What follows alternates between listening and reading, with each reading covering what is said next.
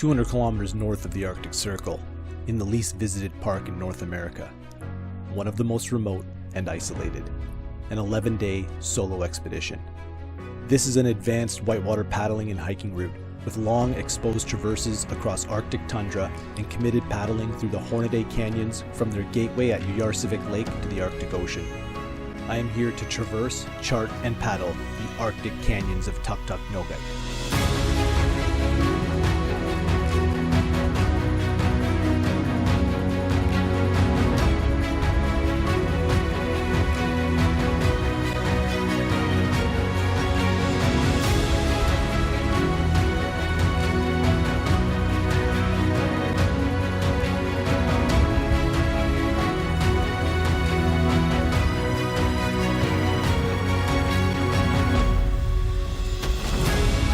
I will live amongst 20,000 barren ground caribou belonging to the blue-nosed west herd, along with muskox and the continent's fiercest predators, such as grizzly bears and wolves.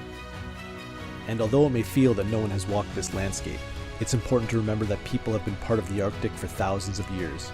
Tuktut Nogait, in the Northwest Territories of Canada, is part of the Inuit settlement region.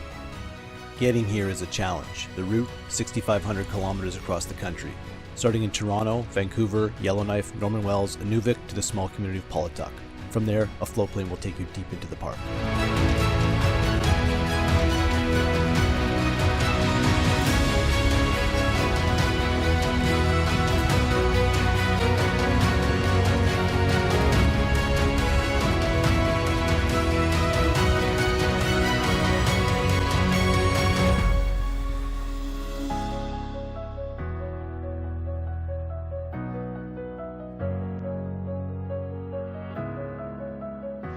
You know, to have all of these incredible things happen in such a short period of time, I'm not sure that luck is the way to describe it.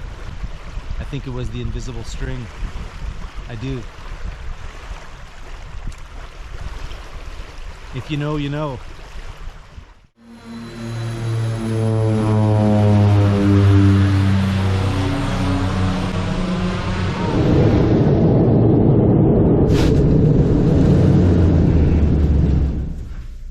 For those wondering, this is Expedition Life. We're in Polituk, a few hundred kilometers north of the Arctic Circle. It's a remote community with about a population of 300. In about an hour, we're taking a float plane from Polituk a couple hundred kilometers into Tuktut Nogait National Park. And I'm going to spend a couple weeks in there, playing around the canyons, the rapids, and doing some hiking.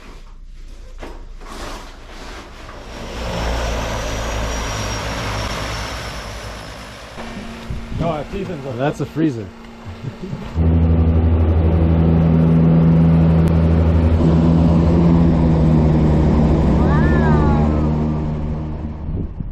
This is big country. Big.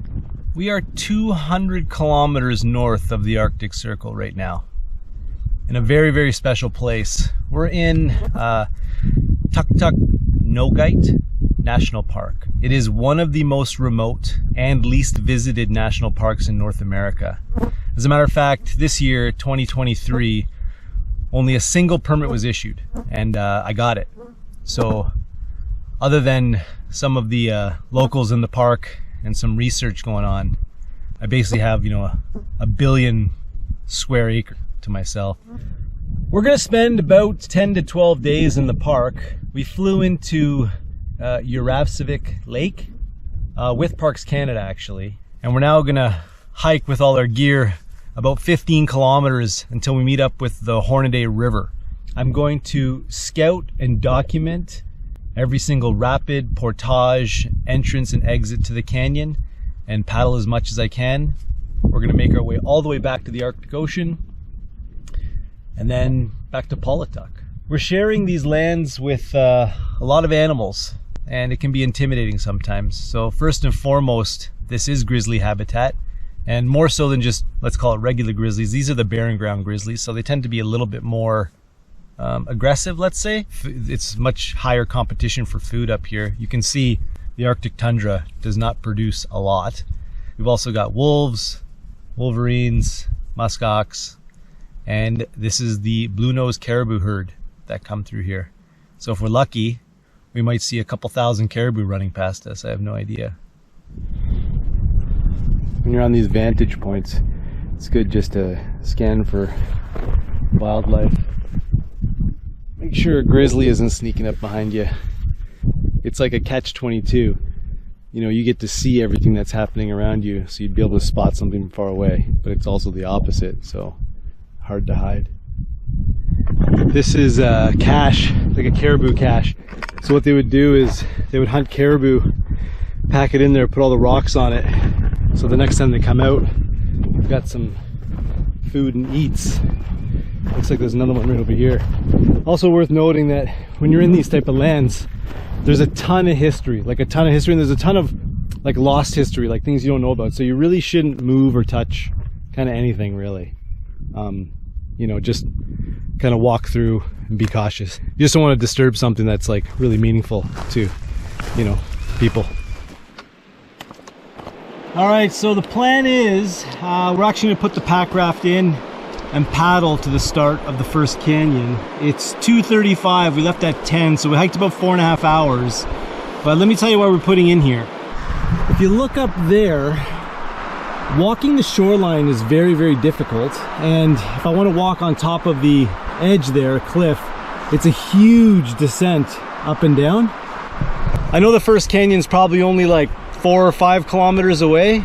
I don't know if we'll do it today, but like it just seems like a inefficient way of doing it, and I think that the walls of the canyon are going to get steeper and steeper, and eventually I won't be able to get in. So I'm going to paddle it right now.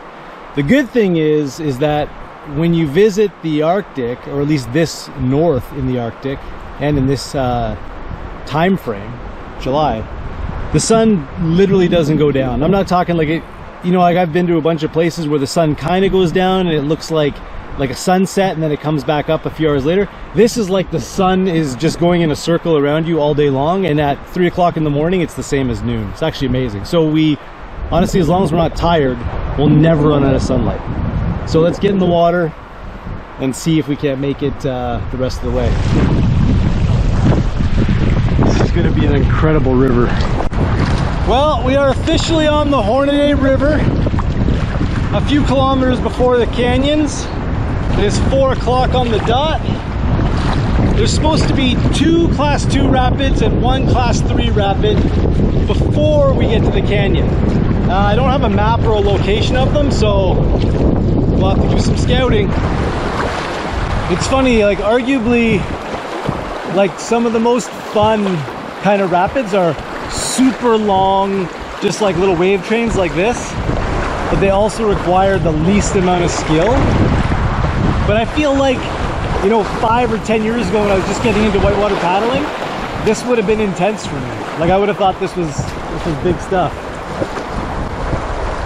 See, I can see something up here that looks a little bit more juicy.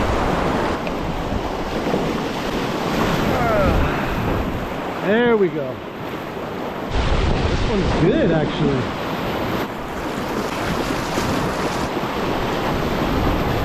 Okay.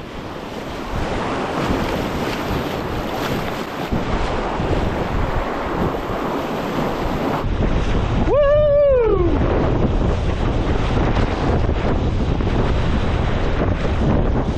All right. As you can see behind me, this is what it's going to look like. This looks very technical behind me. Big boulders, so we're going to scout this one. I don't know what it is or where it goes, but I'm gonna pull out over here. Really rocky, but I think if I can come in here and then just ride this tongue out, I don't even know if I'm gonna be able to do this now that I look at it. You know what? I don't think it was a good idea. Let's see.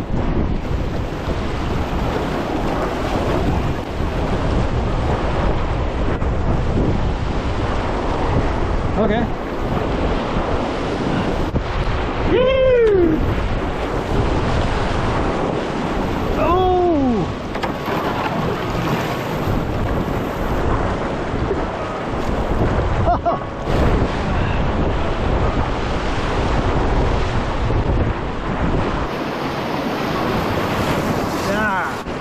mostly just dodging boulders here.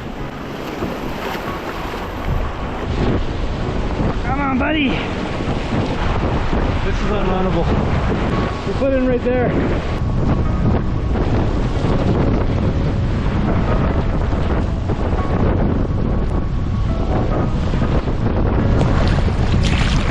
I'm just catching a glimpse of the first part of the canyon here, and this isn't even the high part. This is like the baby part. It's pretty impressive. There's the canyon, guys. Woo-hoo-hoo! We'll probably camp just outside it. Right?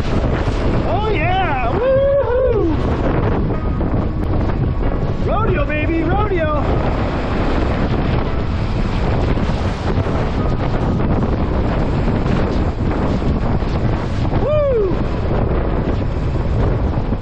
Not bad.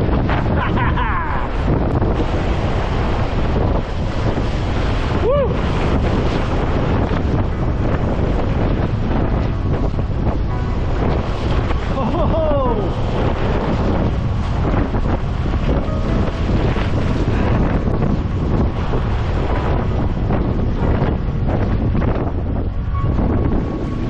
Oh! Holy crap! Look at this place.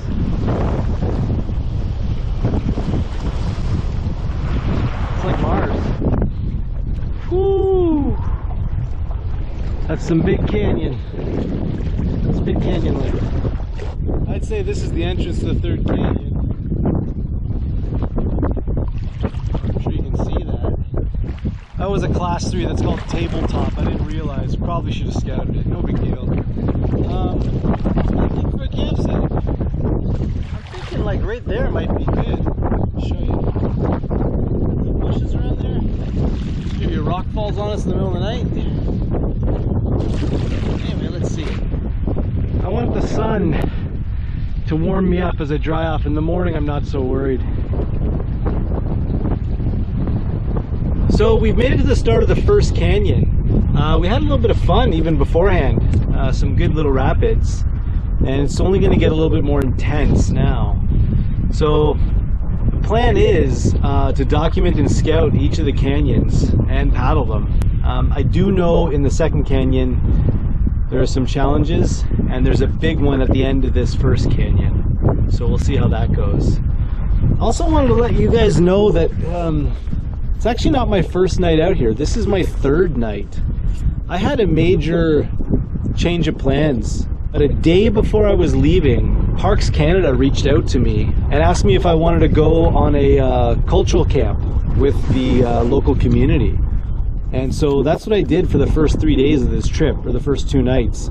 Actually stayed with 13 others, kind of learning traditional ways to like track animals and fish and dry fish and basically just hang out and laugh. I had planned to like do a video of that, but honestly, like after the first few hours, there was a couple of them that like, you know, they like became my friends, and I didn't feel, it felt insincere to videotape everything that we were doing. It's going to be an early night. We're going to get up early. It's canyon number 1 is about 8 kilometers long, and it's going to take some time to scout and run it. And it is 9 o'clock right now. So guys, I think we had a good day, and when we wake up in the morning, we're gonna give her. We're gonna give her. I think we're in for something tonight, guys. That wind is right in my face, and that thing is on its way over.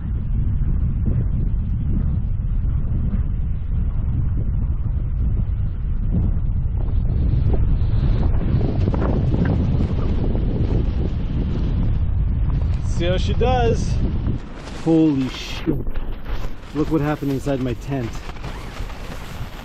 Oh my god. Epic rainstorm and an epic sandstorm. I built a rock wall all the way around the wind-bound side. I'm hoping that stops the sand coming in, but while I was building it, crazy rainstorm happened. So I'm soaked now. I'm inside. We're not going to leave the tent again. I think that we've dealt with enough stuff tonight. You're gonna go to bed, wake up tomorrow morning, whole new world, whole new life. You know, the Arctic really is so crazy. Less than 1 hour after the storm of a century that filled my tent with sand. I don't know what happened outside, but it's completely falling apart. The wind was insane. And now look at this. Literally look at this.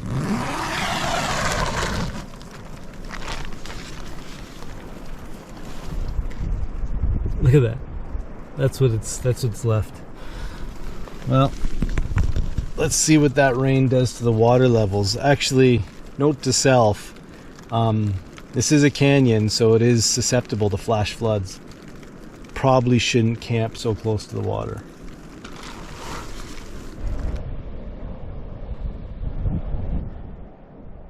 So we're just preparing to hit the water. I want to show you what I did here. So I've made complete and total satellite images for the entire canyon. This is just the first half of the first canyon.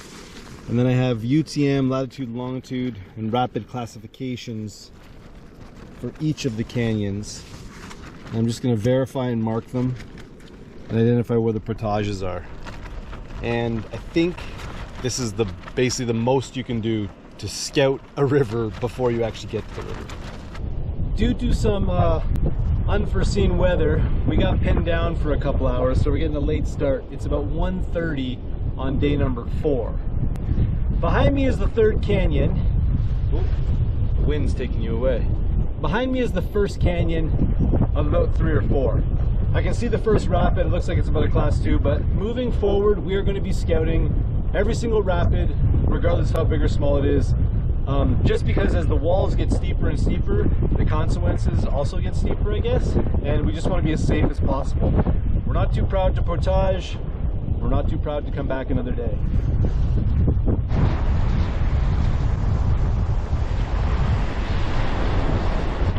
This is the first of the canyon number 1. And really we just got to pick it apart a little bit. I'm trying to figure out how to get to the line that I need to get to. I might be able to go right here actually.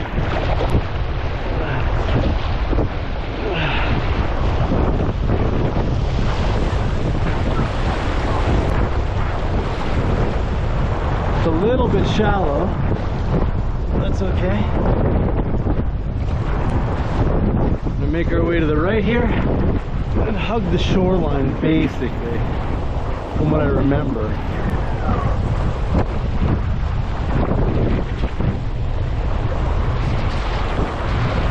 Is this what we're doing? Yeah. It's a big wave train here, essentially. As long as we run it right here, we should be good.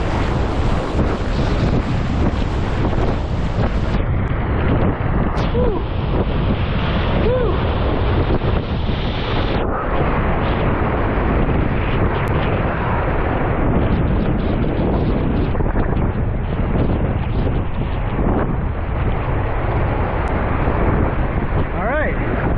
Rapid number 1 is done.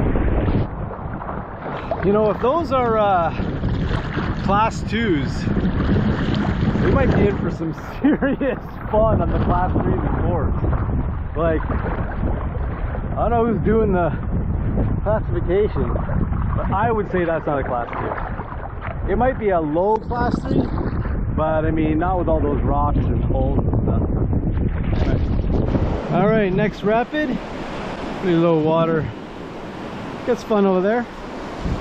Straight down the middle.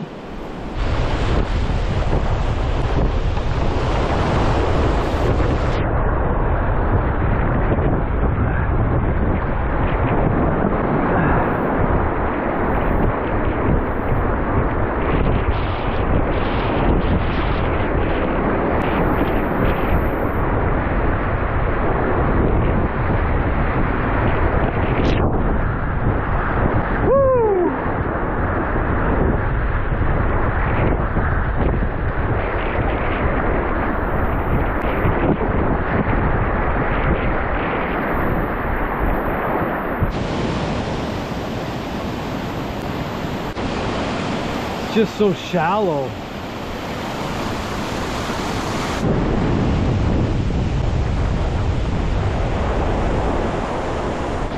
So it just seems like it's a little bit shallow and bumpy for my style. Hey buddy. Whoa.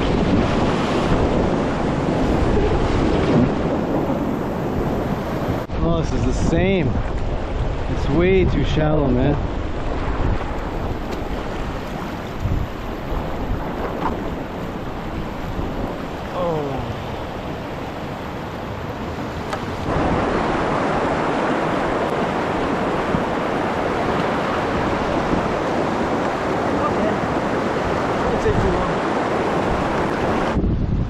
So, didn't see that one on the map at all. And so if anybody's gonna come here, it looks like there's two lines. One is advanced. It's definitely bigger than the class 3, if that's what it's supposed to be. And the rest is just too bony. Maybe water levels are just super, super low. But anyway, someone can run the big side if they want. Wow. So I was just looking at the map. Looks like that one right there was called Tabletop Rapid. And the guys that paddled it in 1999 say that that's a class 3. Now I don't know what line they picked, but you know, I guess that's the classification that you give when you're an expert kayaker. Certainly river left was not a line I was going to take, and river right was way too shallow. So now we're officially in the canyon. Actually, I didn't realize there was a couple of rapids beforehand. So monster class 2 starting out. One thing you have to be just slightly cautious of when you're this close to these giant steep walls is falling rocks, because the overhang is intense. And I guess in reality, there's no way to actually be careful. You're just basically getting lucky. Because if this goes right now,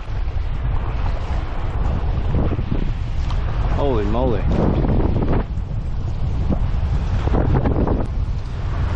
Yeah, and it will one day. Jesus.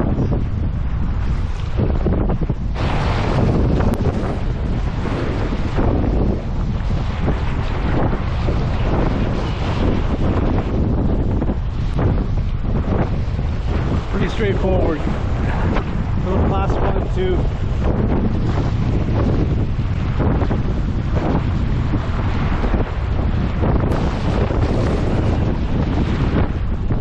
Oh, we got a little, gotta make a little move over here.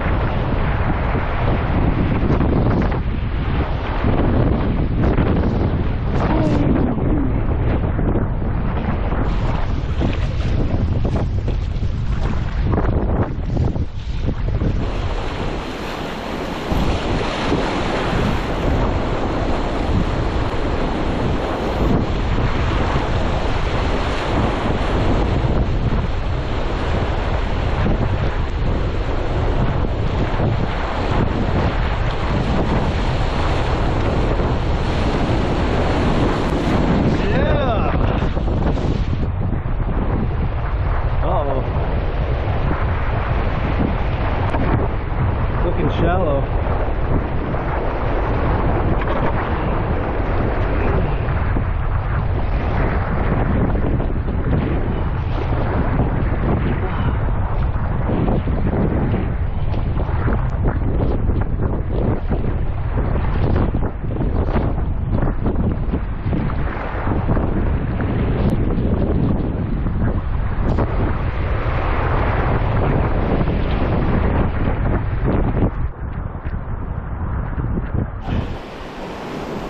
Wave train action.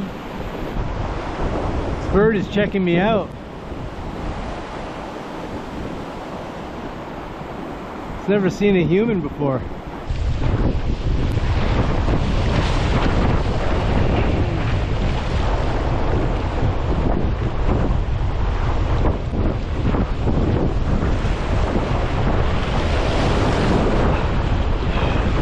Woo! Rodeo, baby!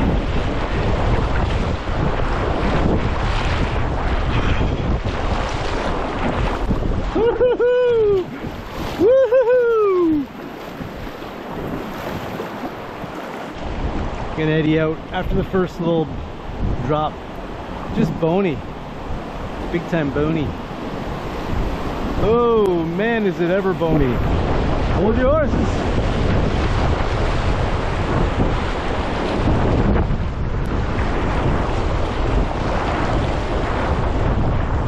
How's this next one?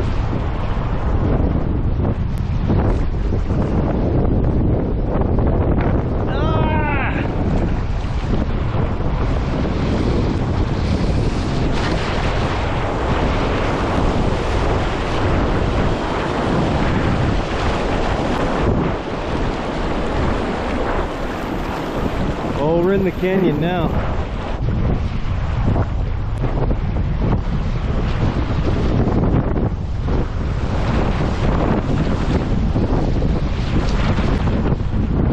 Oh, that's a good surf wave right there.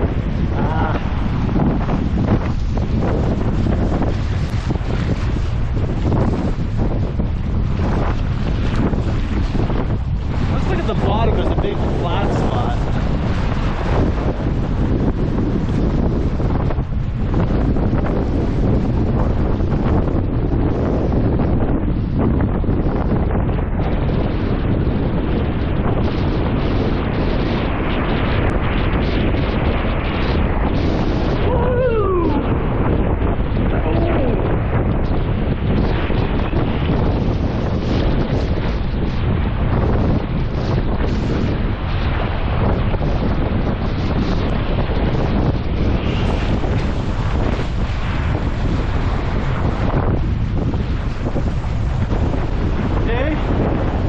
Come down here, hard left, we can eddy out if we want. We'll run this all the way out. I just got to check that area or the back bar, but that's hard to get to. Let's see. Just got to be careful of that rock. Like a super technical line, to be honest. And it's going to be a little bit of bumper cars, or what do you want to call it? Bumper boats, because I'm gonna stick to the left here.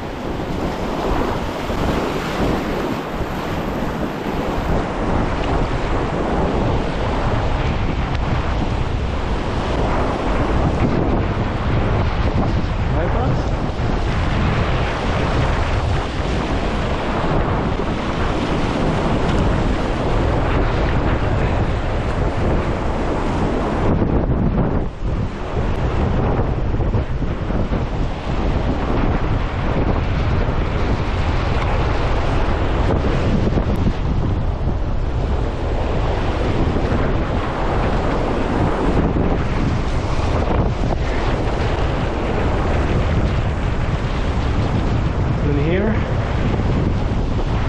Same, we're going to go left, just to that rock.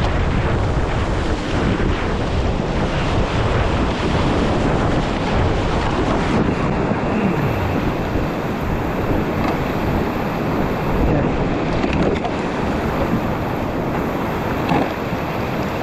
We're okay. So let the current take us. Straight ahead, boys. Straight ahead. Race. Woo! Yeah, that's how it's done.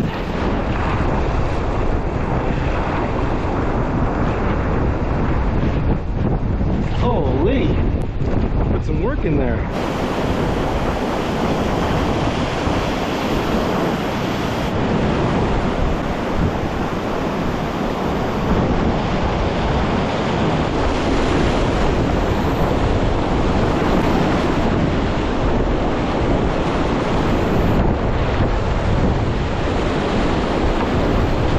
Bud.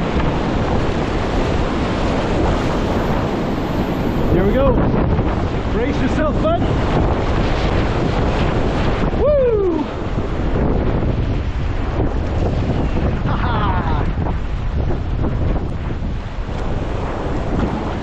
There we go. It's that bird again. Oh, we got more. Oh man. That's big. I don't think so, guys.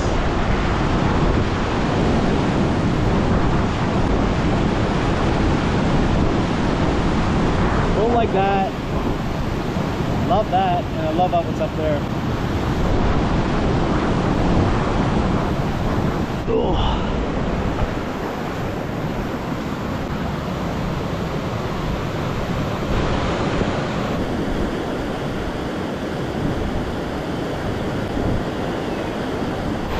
It's getting tricky.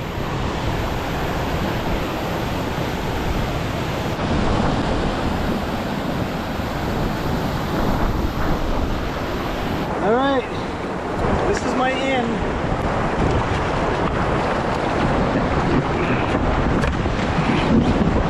Woo!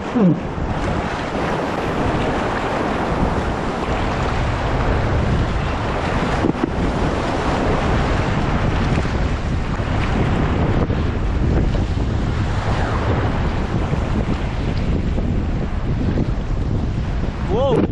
I think the water's actually filling up. Just went completely crazy.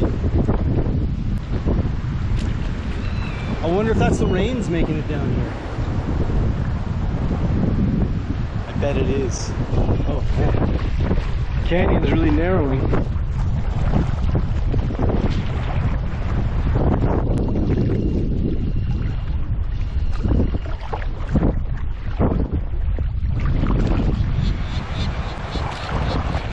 I don't think these birds like that I'm here. Are you seeing how crazy this looks? Look at this canyon ahead of us.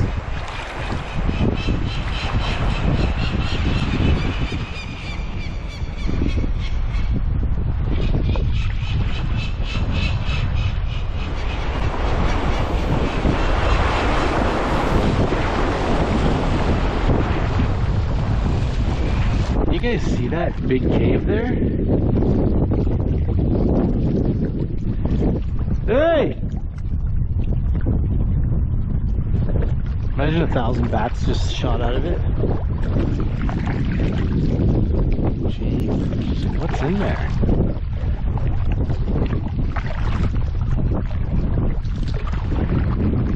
Whoa, heard a noise.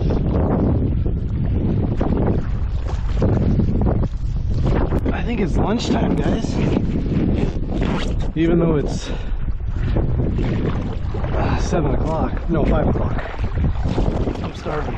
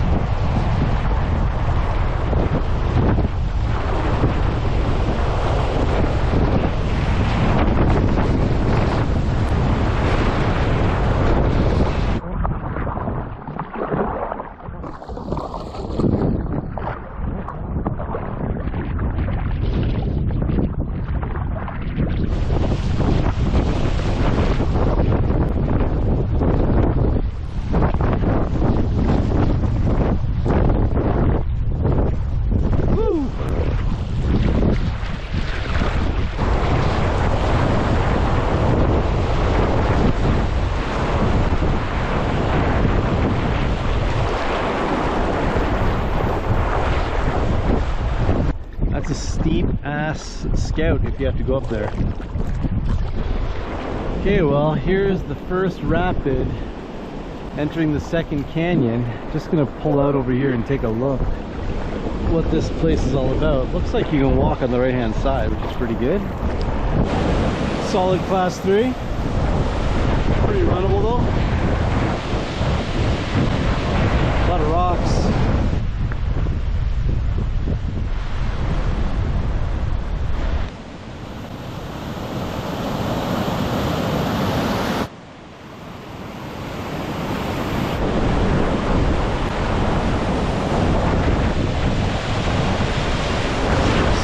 So here's the long class 3. which is obviously not that big a deal, and low water doesn't look bad at all. So you can do that. Beautiful side canyon. So I can't really get much further without swimming, but I'm pretty happy with what I'm seeing here. I think we're gonna give it a go. We'll give it a go tomorrow morning.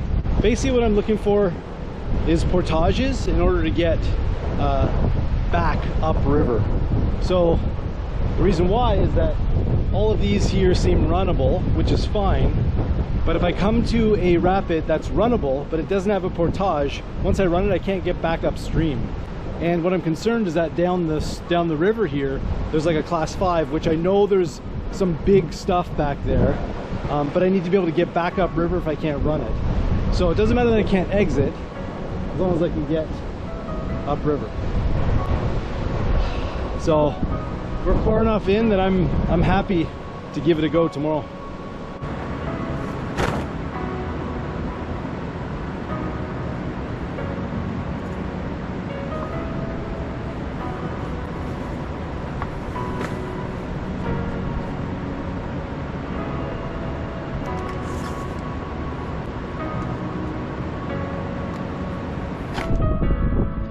I'm not proud of that pitch.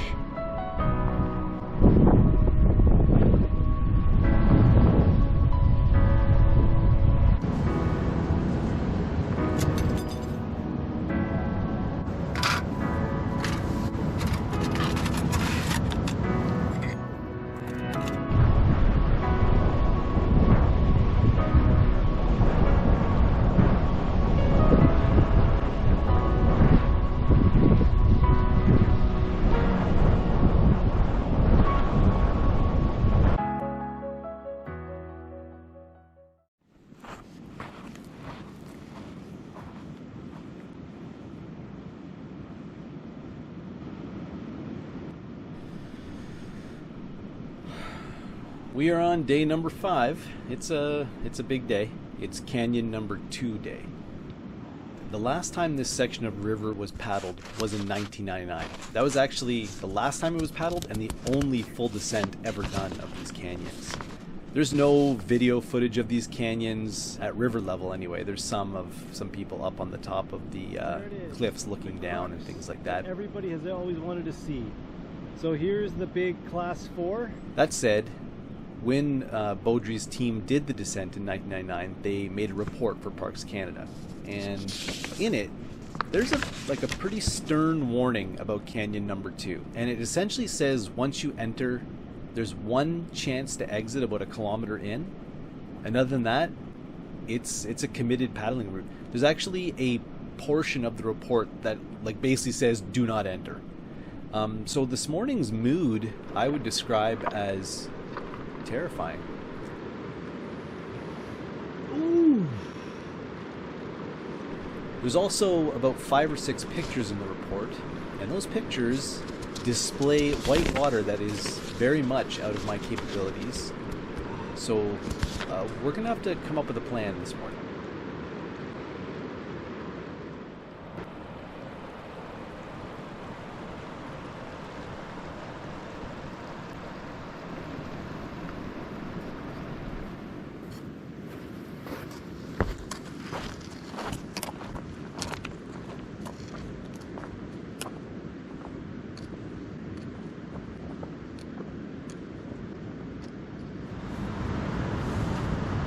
The best plan that I can come up with is to take an unloaded pack raft down the second canyon and scout the class 5 that doesn't have a portage. If I'm able to get past it, then I can hike back, pick up my gear, and go all the way back down.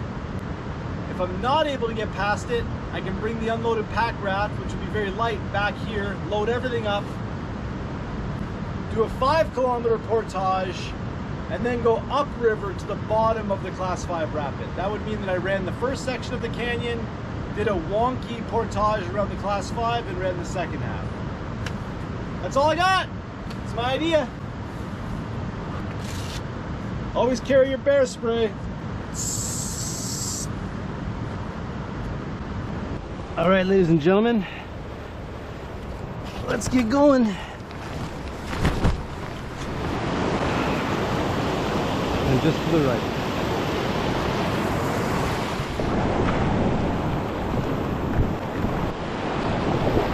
So we're gonna catch this,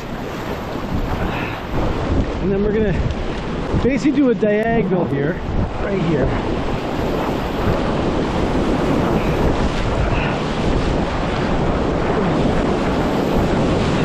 Woo! That's the one.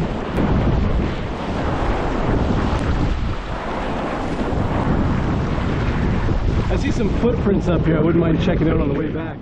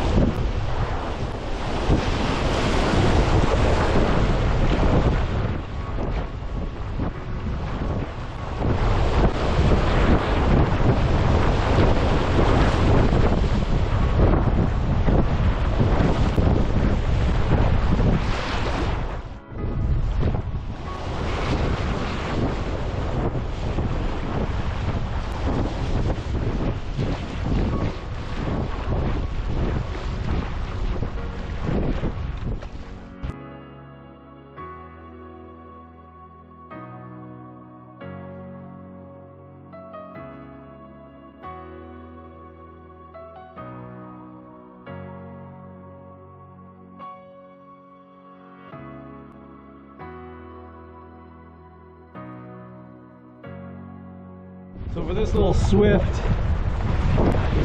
looks like we can get by right here. So we'll go to the next one.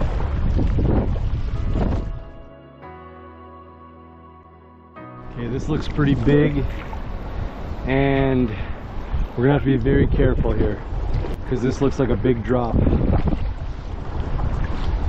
Let's see if we can't get out on the side here. According to our map, we are right here. And the class 5 is right there, so we're about halfway to the class 5. This looks like there's a good ridge to climb all the way. If there is, I'll run this. I'm not saying it would be easy, but you can definitely get up right here, right to the top. All right, a little bit rowdy at the end there.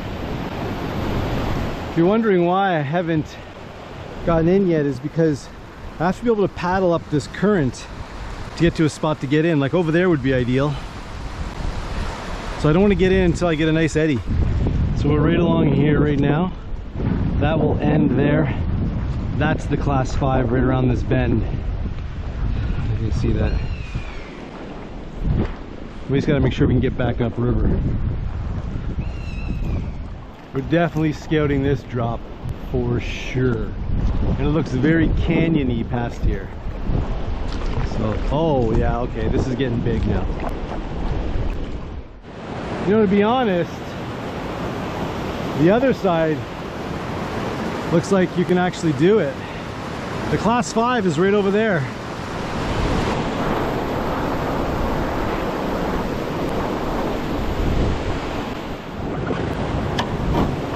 We're just gonna ferry across to the other side here.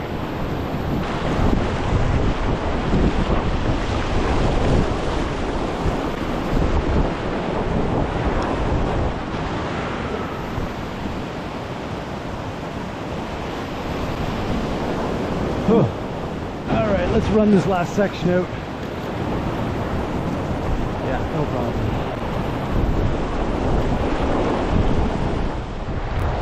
Oh, I had the camera on wrong. Okay, so you can still go upstream here. Whew, we are deep in the canyon now, baby.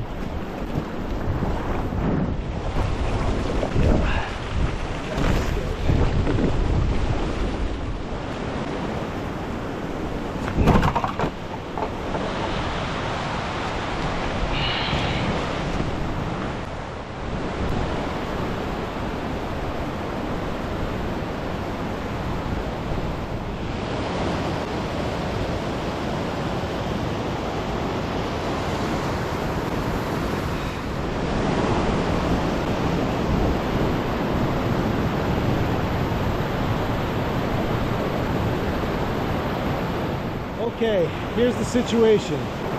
This is Gilbert's Delight.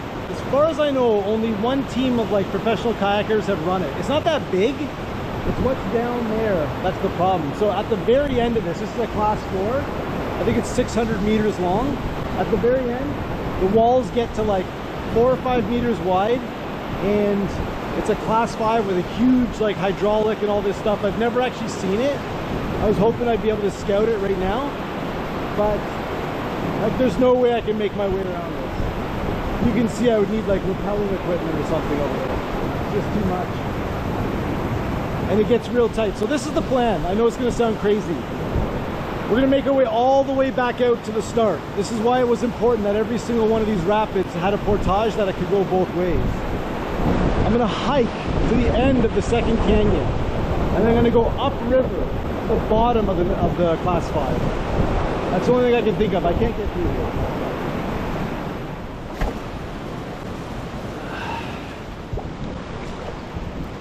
How's this for a portage? Oh my. This is more time than I thought.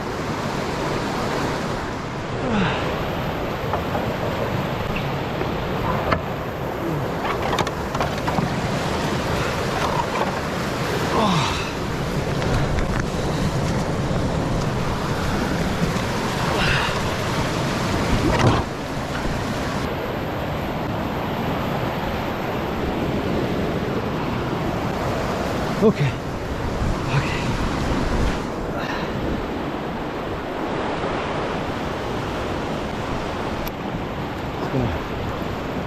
Ferry across here.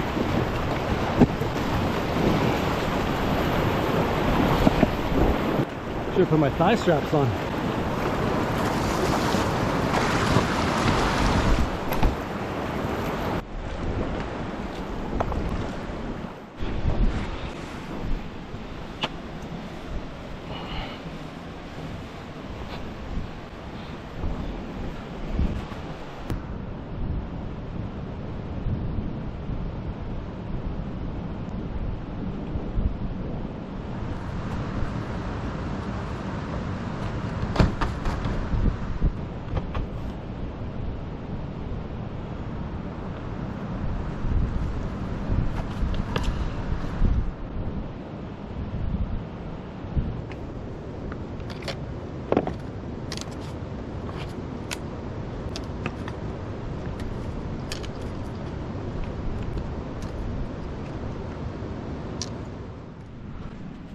Hey Bear!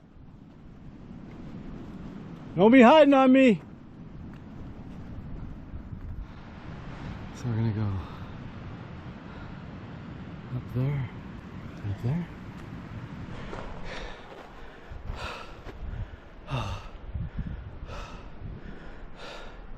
Just a heads up that was way steeper than I thought.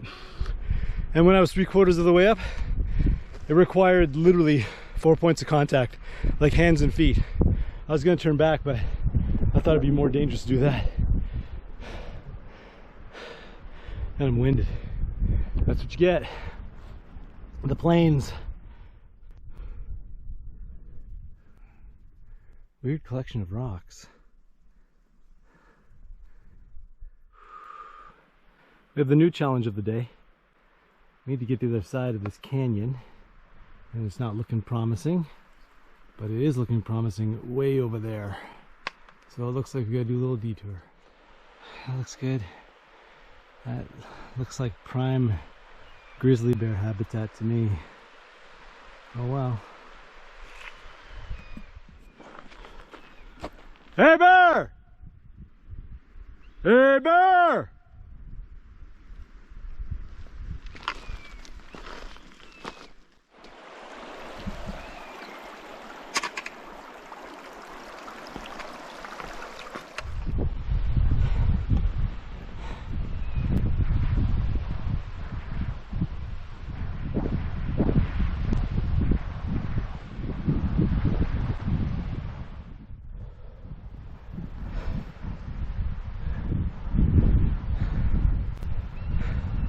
I don't know if you remember, there was only a single permit issued this year.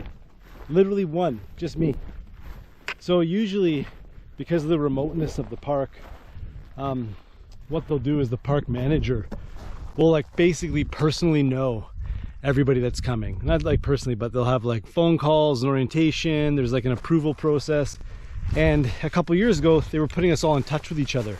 Like, just so you know what I mean? Like, there's gonna be a guy over there and a girl over there, and if something comes up, there's some safety there. And this year when I reached out, they were like, no, there's no one else, just you. I said, okay, awesome. Anyway, I doubt I'll bump into anybody, even if there was 1,000 people here.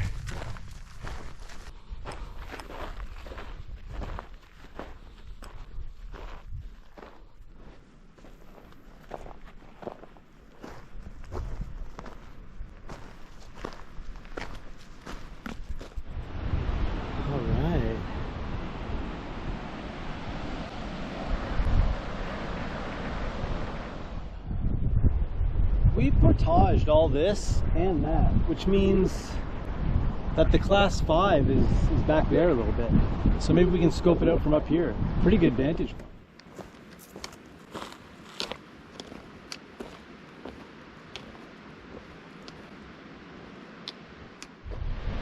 There it is, the crux that everybody has always wanted to see. So here's the big class 4 leading up, and then the big boiler with the 10-foot hydraulic right there. That's the class 5. So as you can see, no way to portage it.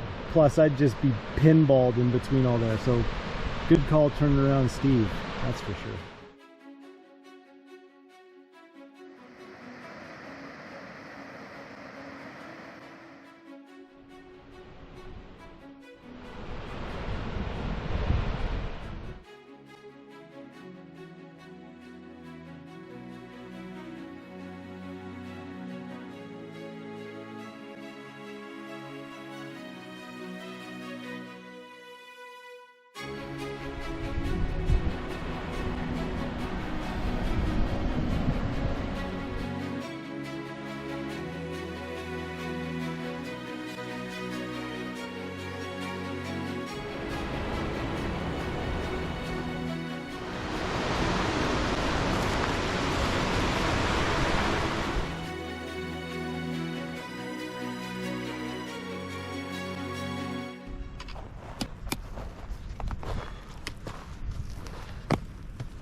Oh.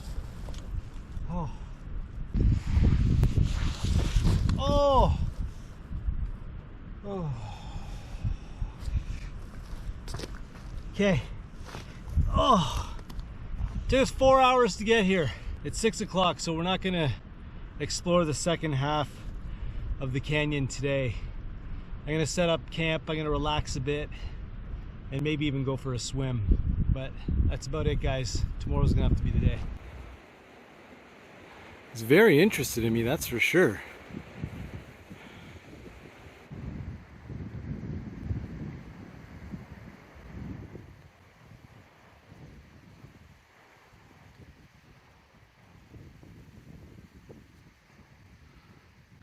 Oh, look at him. Holy moly. He's really interested in me.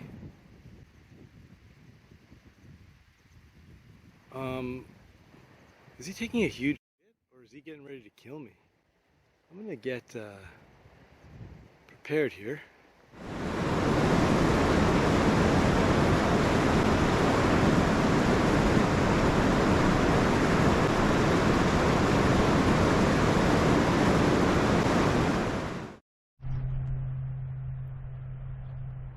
I hear an airplane or a helicopter. You don't hear that out here too much. Let's get started. First mission of the morning is to explore the lower half of the second canyon. I have a very bad sunburn, in case you're wondering, and I have to put suntan. I have suntan jelly actually, which is weird, but that's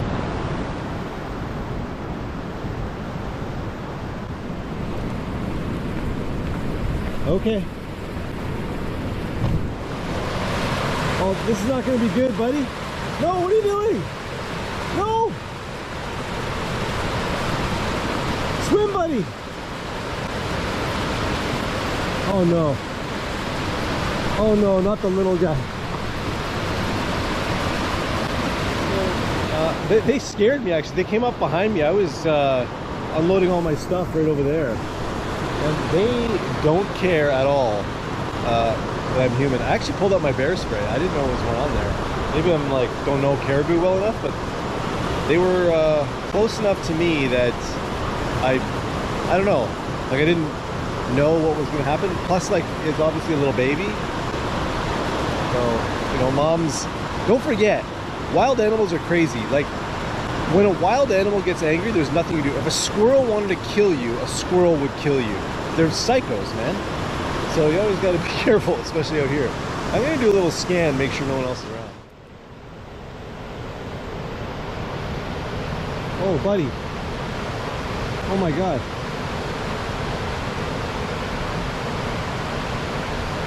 Oh no. Oh no.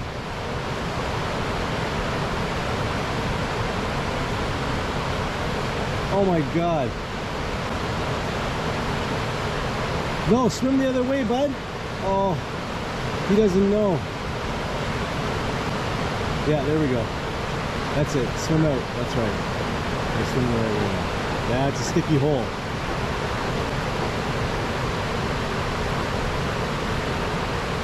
Oh, dude. Go get him. Oh, this guy's just... This poor little dude.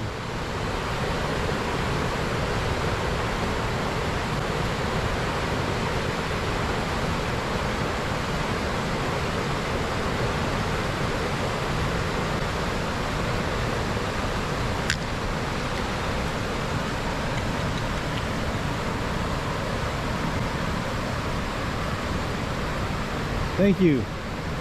Thank you guys for giving me that morning. Oh, that was awesome. Have a good day. I love you. Well, I made my morning.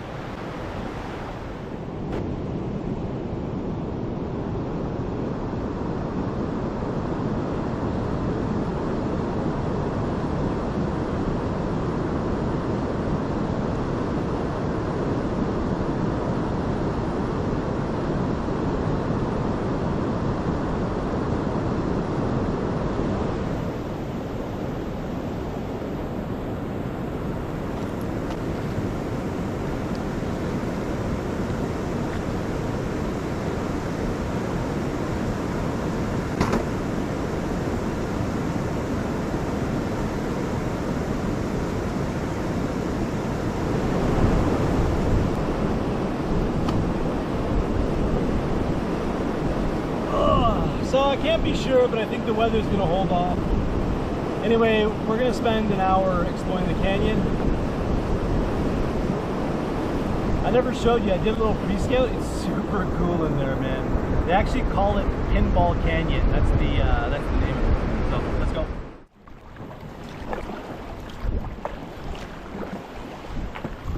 Very cool. So we're gonna have to go up. Not gonna be able to paddle up this. Looks like it'll work.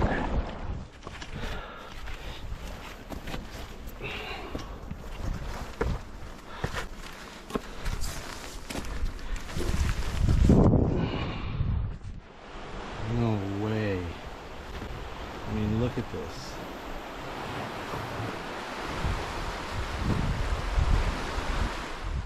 Oh.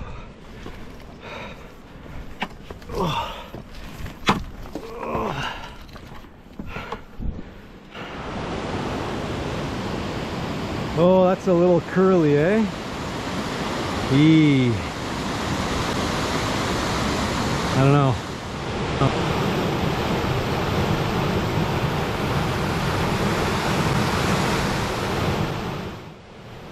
Okay, well this is about as far up canyon as you can get. I'm gonna go in over there. I haven't made my mind up about this yet. I'm gonna take a look at it from the other side.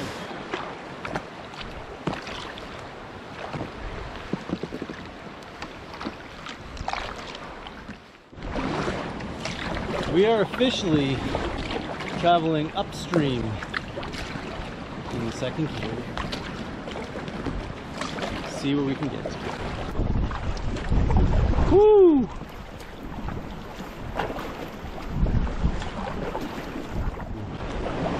This one might be a bit tricky unless I can make it right up the middle. That little eddy there. Let's see.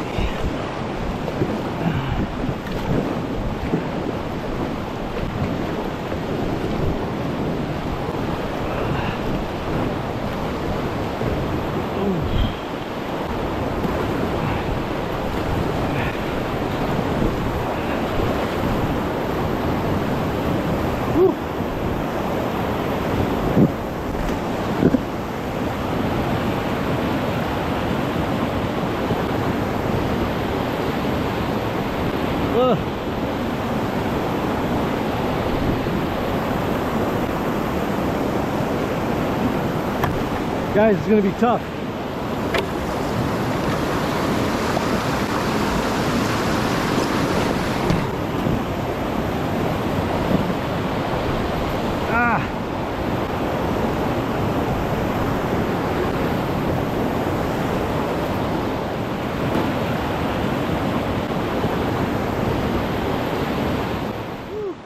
I somehow made it up. That's good. So the plan is to try and paddle up this river. If I can't, I don't want to go to the right. I'm going to run this one out to the left. There goes the magic.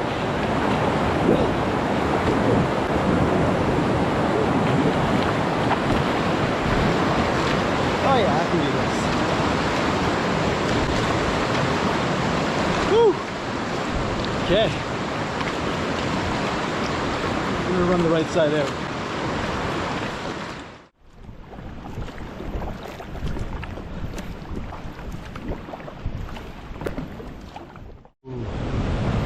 Oh, maybe. What do you think? Through there? Let's just take a quick look.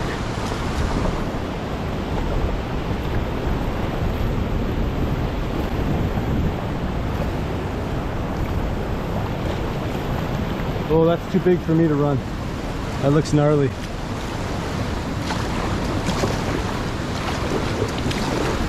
Let's see if there's a portage. Not gonna lie, this is pretty gnarly to try and get out. I don't want to lose my boat or something. That's not a possible portage. I actually legitimately almost lost my paddle. I'm so lucky. There's a huge sea right behind here. I threw my paddle up. It started to go down. I just grabbed it in time. So let's just call it a day, and we'll get the hell out of here. So we'll make our way down, see what we can run and what we can't. Look at this place. Oh, canyon's moving. Woo. Little class 3 slot action here. So we want to stick, it's right to left here basically. Ooh, that is tighter than I thought, to be honest.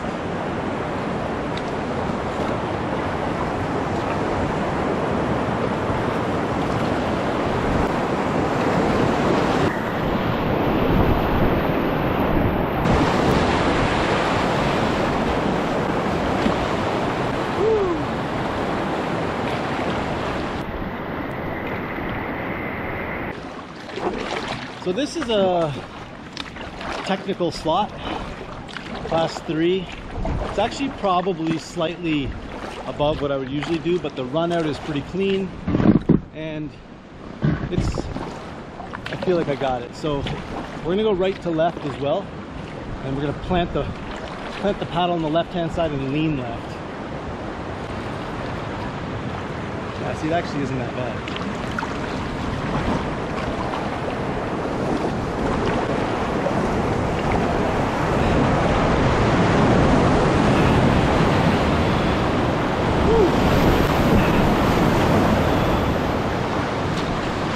Awesome.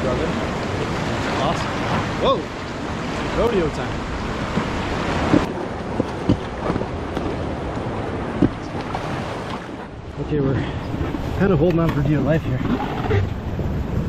It is a challenge. The current is so strong. Woo!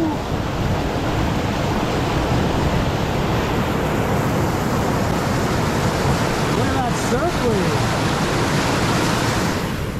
I've seen video of this before, and it didn't look like this.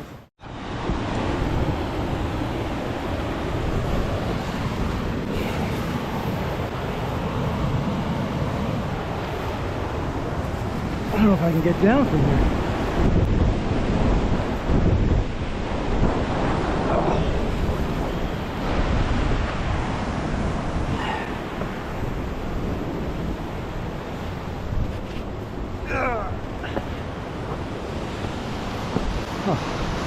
Okay, this is it. We're only going to paddle this slot canyon once. I think it's only been done once before. Ooh, that is some good white water.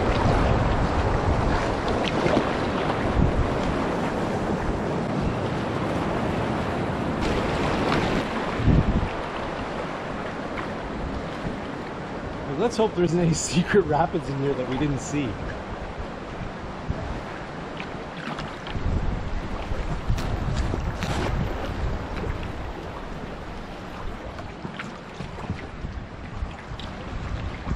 Just imagine there's only been like one other team of kayakers through here.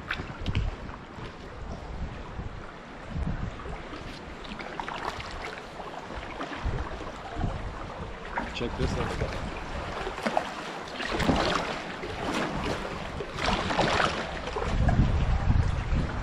The undercut. Can you imagine? Oh, that's gonna come down one day.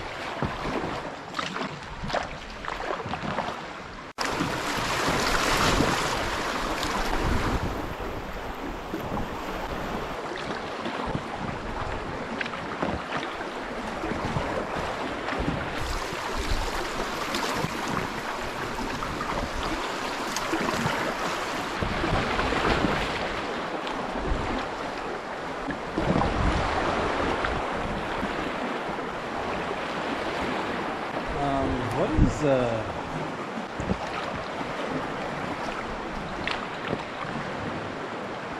just gonna keep an eye out for eddies.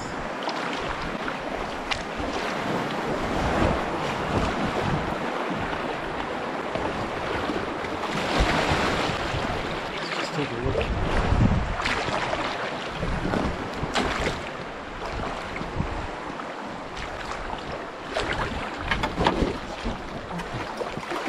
Well, that's that slot that we've seen.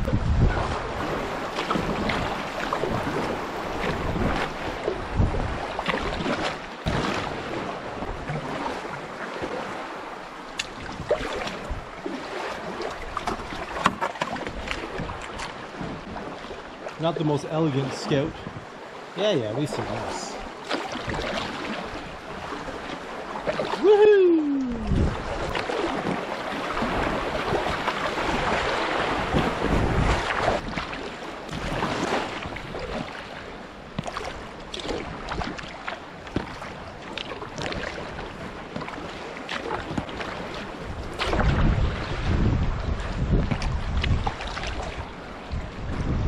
Take a little scout of what we got going on here.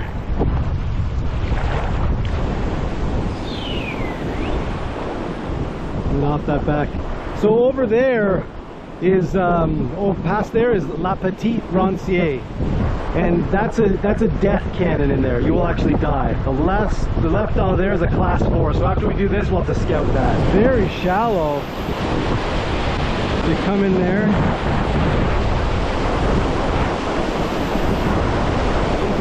I don't want to pop, like, if I even come a little bit over there, it's going to be a problem. A little technical run here. Whoa.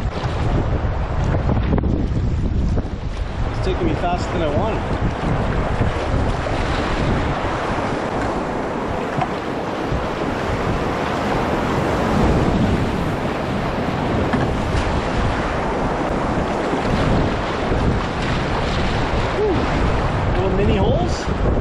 get just right in between those rocks. Yes.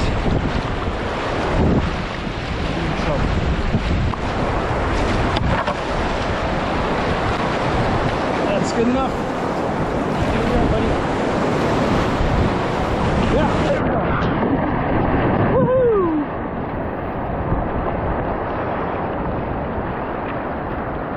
All right. Now this we need to scout.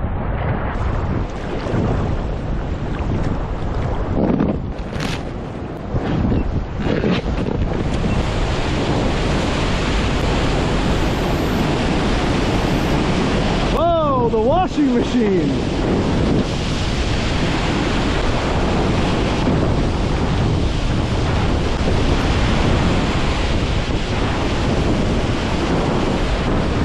Unrunnable, basically. You can put it in down there somewhere, maybe on the other side.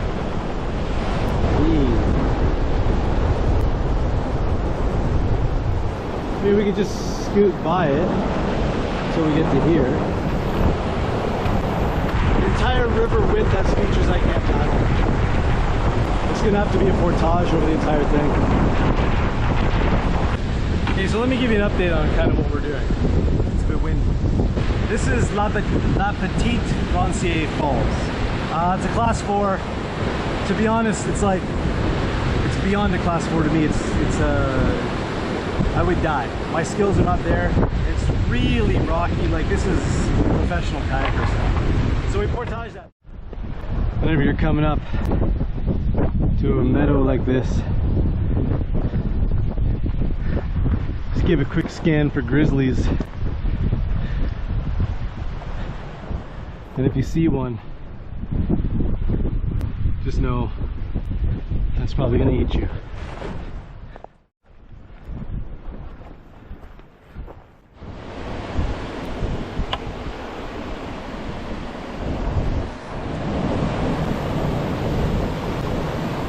This is the entrance to the third canyon, officially. It has a 600-meter long class 3 to start with. That's absolutely huge for me. What I'm gonna do is I'm gonna run the first section unloaded, and then I'm gonna scout a bunch of it. And if it makes sense, I'll go get my gear, bring it back, load it up, and we'll run it with gear inside it. If it looks like I'm gonna be doing a lot of portaging just because it's back-to-back class 3s and I'm just not there yet, then what I'll do is I'll portage and finish the 600-meter rapid. I'll leave my pack raft and all my gear there. I'll hike back, get all my stuff, and then come back. And then we'll do the rest of the camp. Make sense? That was a lot.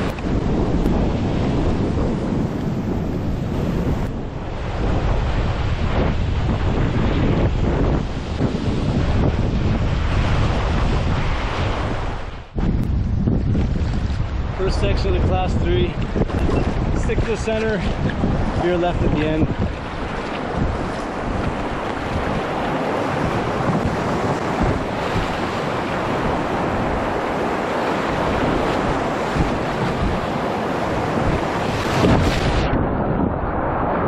Woo! That one kind of got me out of this hole. That's a no for me.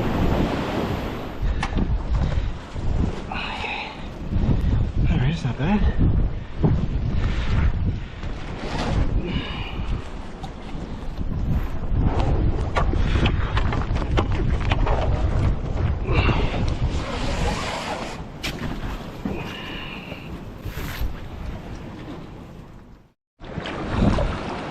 So we walked that last one. I didn't like the big frothy hole on the one side. The left side was too shallow. We got another one coming up right away actually. There's only a few more, so it looks like we'll run out the whole class 3 and then we'll park the boat at the end and I'll walk back and get all my stuff. Ooh, could be some excitement here. Long one. Looks like I'm just gonna sneak right down the left. And I'll scout down there. Alright, so there's a whole bunch of lines that are possible. It's a very long class 2 plus, I would say, and we are going to sneak down the left side because the right side has like some challenging stuff. Like you could make it something bigger than it is, but Left side is nice, a little bit technical, some moves. It's gonna be a hole, right?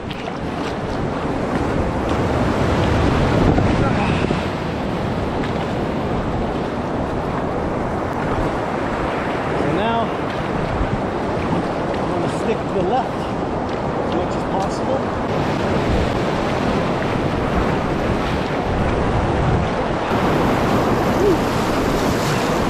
Special moves.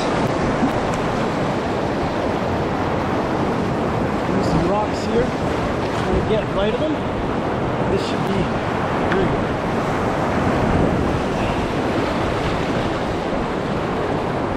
Feel good?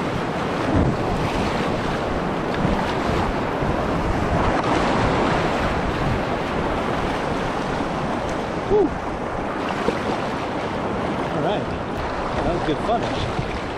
Alright, so I don't know what's happening here, but it looks like we gotta get over it. Or else we're gonna have a problem. Yeah, that runs right through there. We'll scout from right in here. Woo. I don't think I'm gonna do this.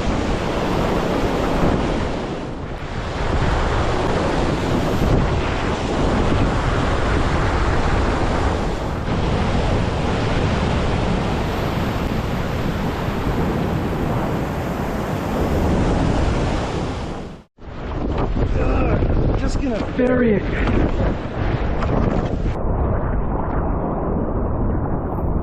So we'll just pull over here.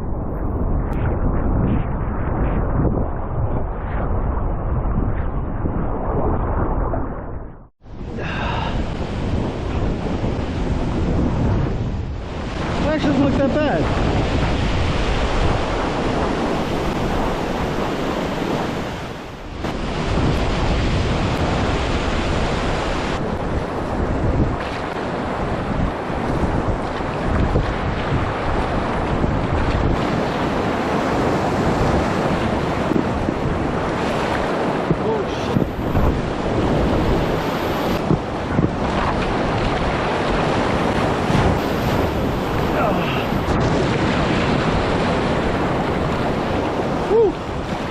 Little non-traditional.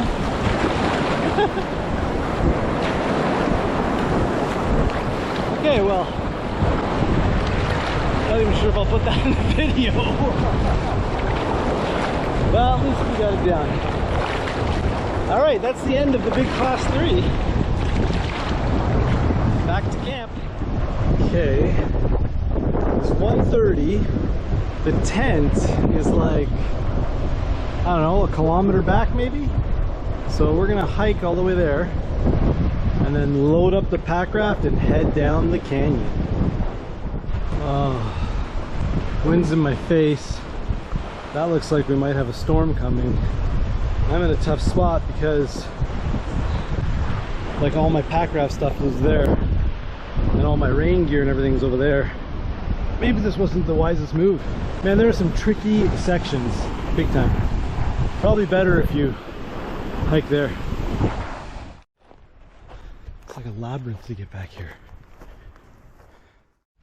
Oh, made it back just in time. We are gonna wait out the rain and maybe have a nap. It's 2:15. Oh, still got 8 kilometers of whitewater to do. Good thing the sun doesn't go down.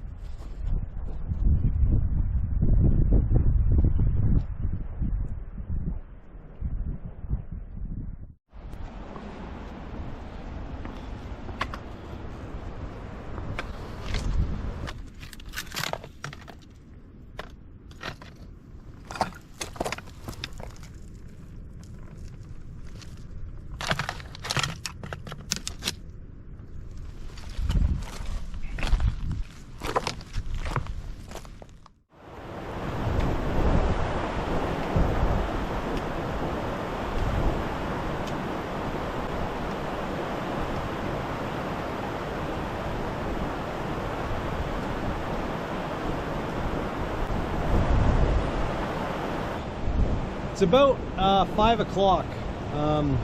We had to wait out the rain, plus I had a little nap. And I'm making an executive decision to deflate the pack raft and leave it right here. And then I'm just gonna make camp on one of the flat rocks up there. I feel like we did a lot today. Like I feel like we did a ton today. I'm always racing in my mind and I feel like we didn't, but when I think of it, we woke up at like, I don't know, 8, 9 o'clock. We paddled the Slot Canyon. We scouted and ran the first 600 meters. Saw the caribou in the morning.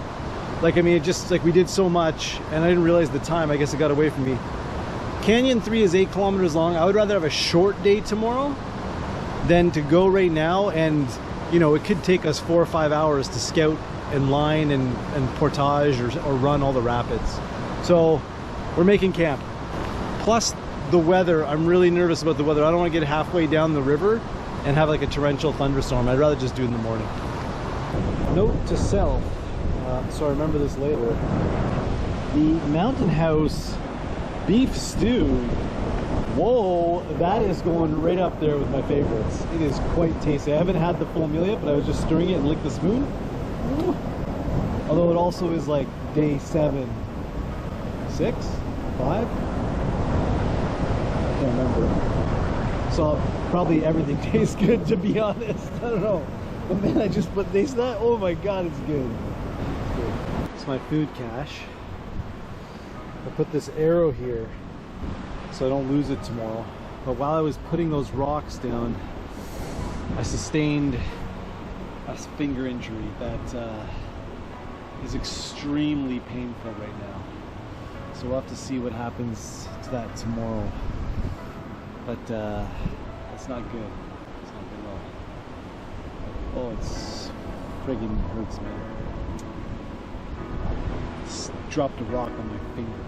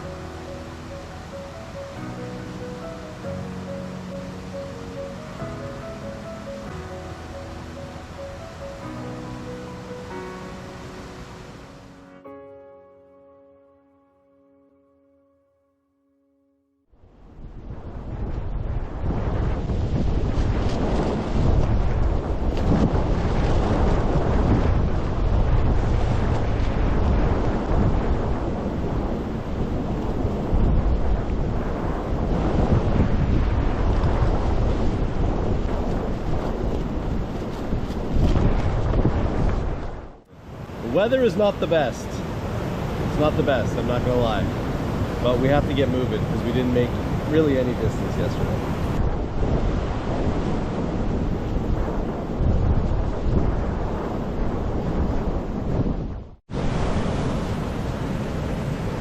All right. It's time to take care of some injuries this morning. In preparation for the day, my face was feeling like very chapped, and I now realize I've got a pretty bad sunburn, and the insides of my ears are burned. Actually, I probably told you this before, but the sun actually doesn't go down here because you're so far north, so there is no night at all. It's probably like when you go on vacation and it's the first day on like an all-inclusive and someone's like, hey, make sure you wear your suntan lotion. You're like, oh, it doesn't seem that bad, but it's just pelting you all day long, all night long. So I gotta keep an eye on that. I got lots of injuries, man. I got lots of injuries. This one's a bad one. Dropped a rock on my finger.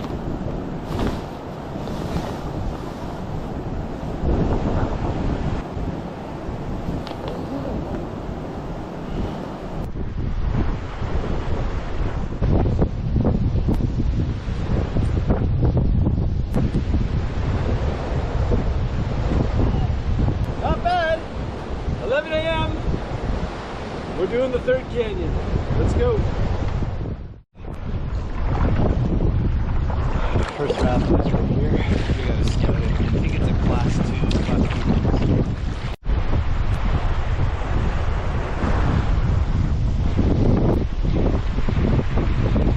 So it looks like pretty straightforward in between those rocks, and then cut left. I don't even need to scout the rest of the stuff. It looks a little bit big at the bottom, but no big deal.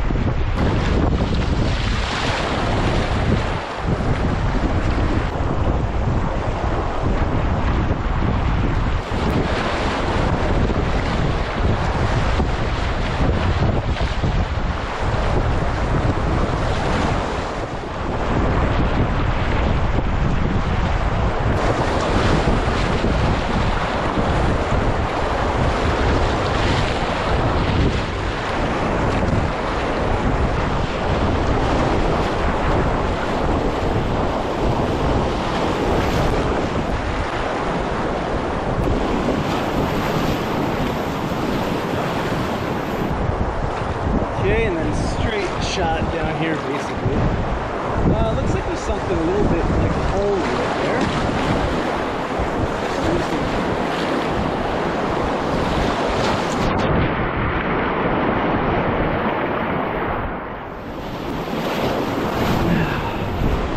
Yeah. What's this? Alright, now the bigger stuff. Yeah.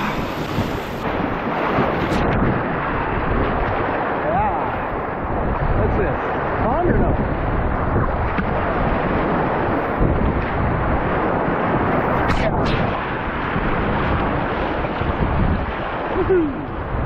Wow. Look at this. Looks like the initial drop is no big deal. The drop looks to be around the corner. So let's make our way over to the right here. So let's take a look. All right, so definitely a big hazard there. So we'll come right through here on the inside. Looks like we're running out. I just got to take a look at the end here, what that looks like. That might look a little holy.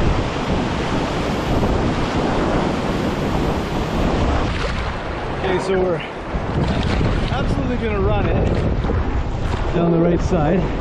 I just need to get the appropriate area, and then basically we're going to hug the right side as much as we can. It's that last bit that's a little bit intense, to be honest. Here's a little bit of a hole.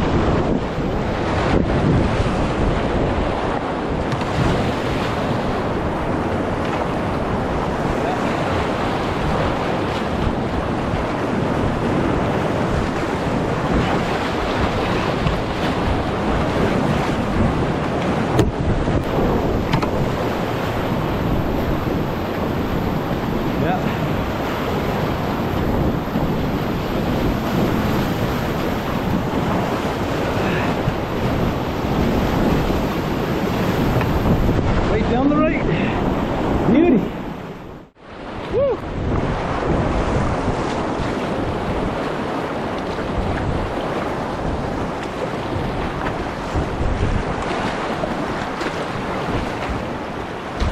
Still a great wave train too. So we're definitely not running that.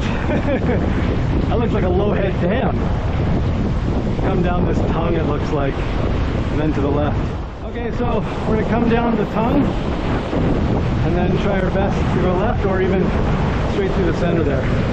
See, that wave is going to force us to the right. I wonder if the line isn't just to go all the way out that way. Just river right of the rock. That gives us a better run out. We're not here to win any awards. We're here to get home alive. So left the rock should be straightforward. Ready? Just gotta ferry across, get our line. I think I scanned it pretty good. Oh yeah, this is good.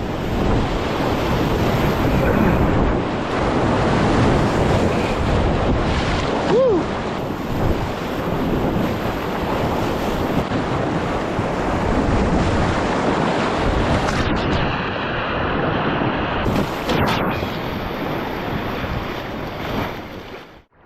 me a little bit left of the channel. I thought it was gonna get me over, but I saved it with a couple of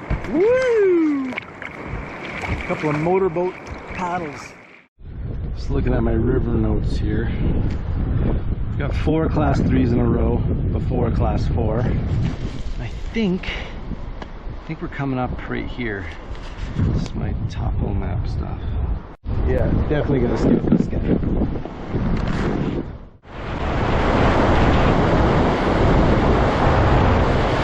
Straight down the middle, really. Another line right through there that would be kind of cool to do. And through those rocks. Alright, just to the right of the rock, and then right all the way from there. Just gonna give it a quick boat scout. Yeah, okay.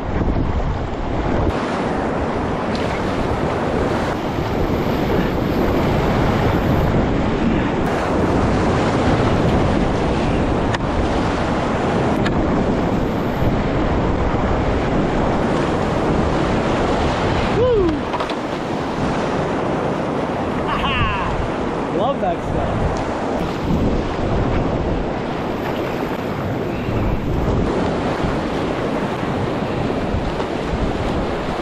We got something small. I don't know if it's that small.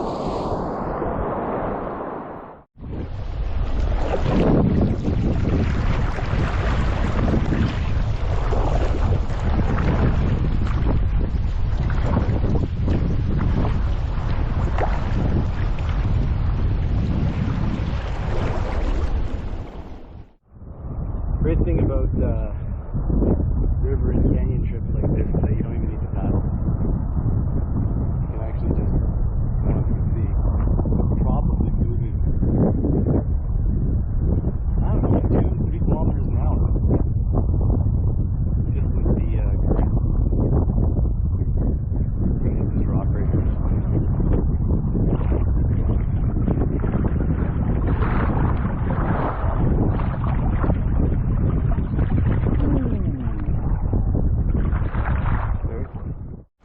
We'll eddy out just past these rapids to check the bigger drop.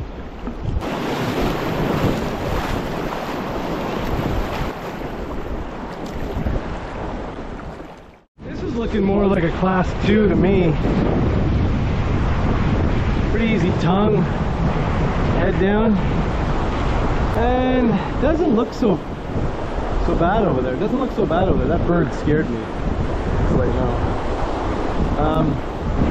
But if we wanted to, we could come down, we could hop in that little pool there and boat scout, just to make sure there isn't like something we're not seeing. A little bit of a, could be a class 2 plus of it. It's not too bad. Actually, I guess there's a lot of rocks to navigate, which could be some of the challenges. Okay.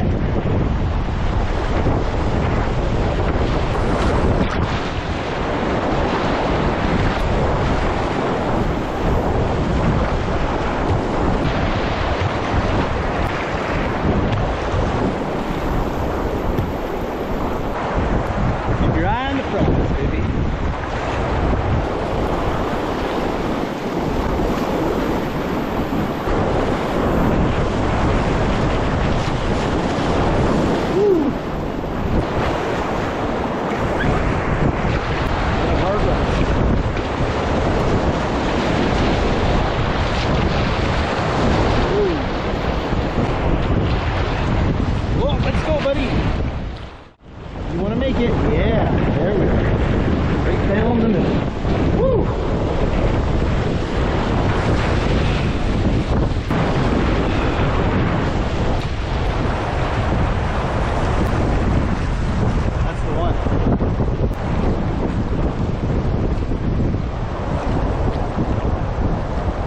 Imagine that this river has not been paddled since 1999, and then before that 1977.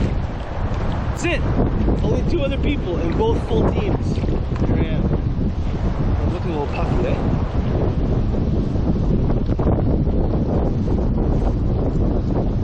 Linda's gonna kill me when she sees how puffy I look.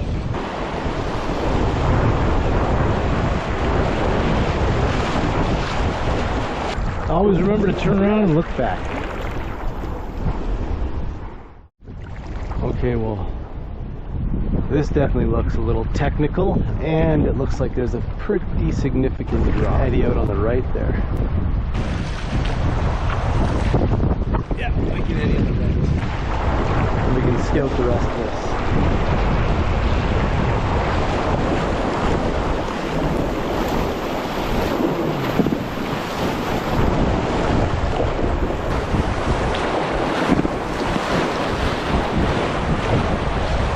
These are the Arctic Canyons, baby.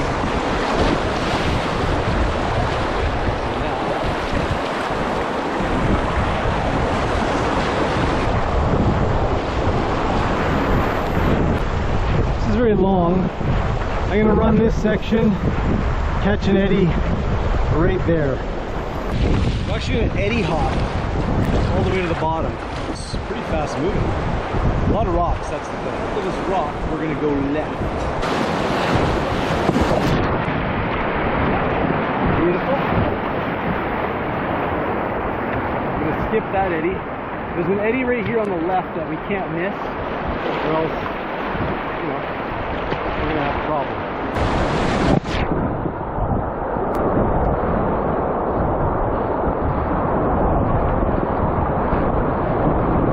Oh, it's going to be a hole.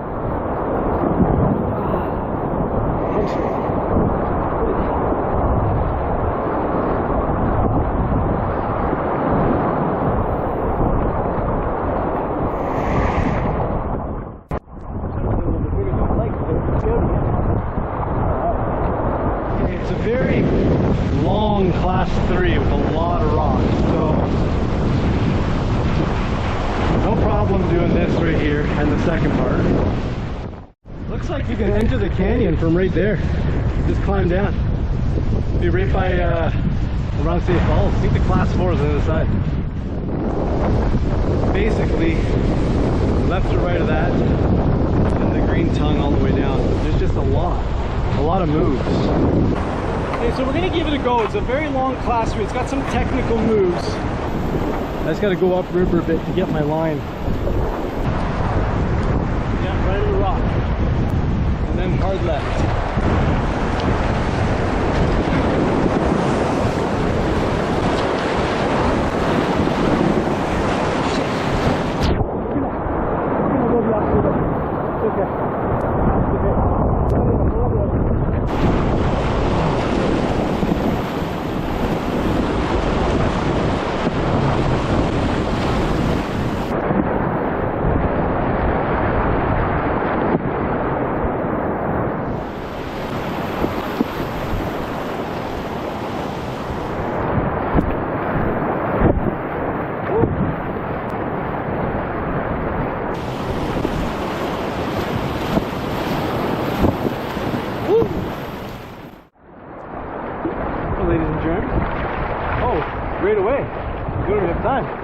Okay, looking a bit gnarly.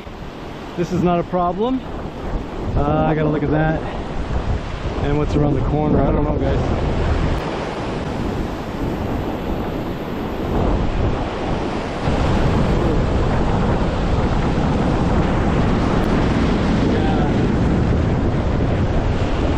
Yeah, it's out of my league. It's class 4 easy. We're gonna portage just at the end there. Got a little bit of work to do.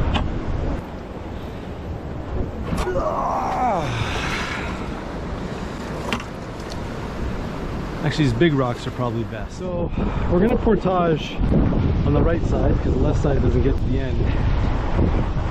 There's some work to do. Looks like we're almost there. I don't know if I have told you guys, but there's a very big, special geographic feature. Oh, look at this place. Oh. Sun's out too, or sunburn. But yeah, I'm going to show you. And very, very few people have been to this place. It's actually a potential campsite right there. So it looks like the same as before. I can go through here and eddy out up a bit more, take a look at where the actual tough section is. This section's pretty mellow.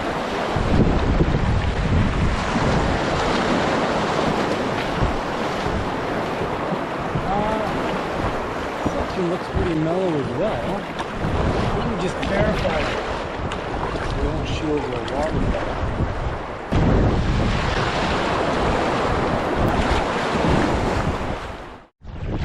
These are all possible entrances or exits to the canyon.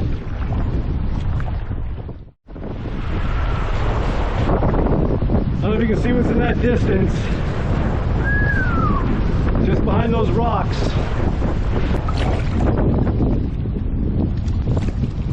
Through the notch.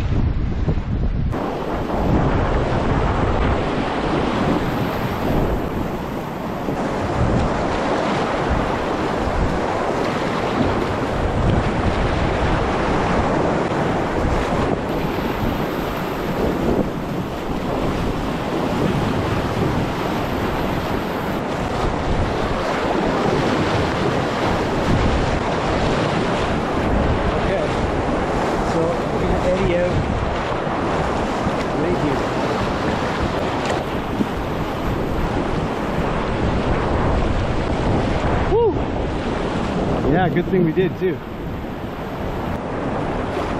Looks like there's something funky right there. It's not that big of a deal.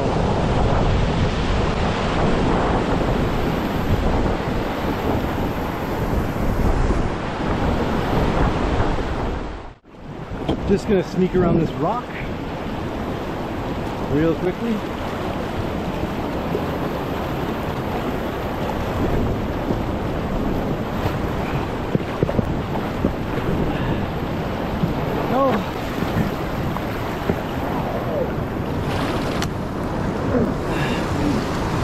Should be good. I'm gonna lift over right here.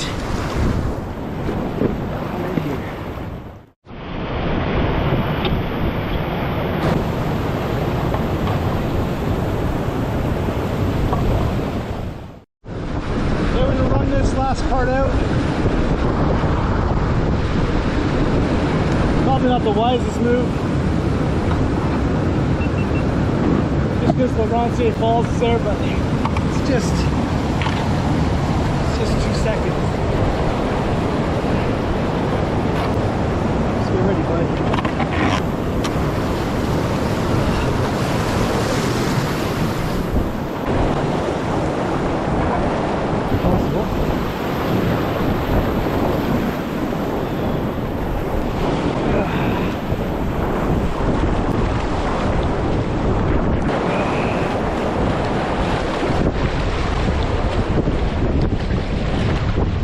Okay, so from what I understand, this is it. This is the waterfall, guys, the huge one. We'll have to take a look. I've seen pictures of it. Yeah, and I know there's looks like you can get out there, but I'm gonna go ahead and get out of here just in case. I think you die if you go over. Oh, wow.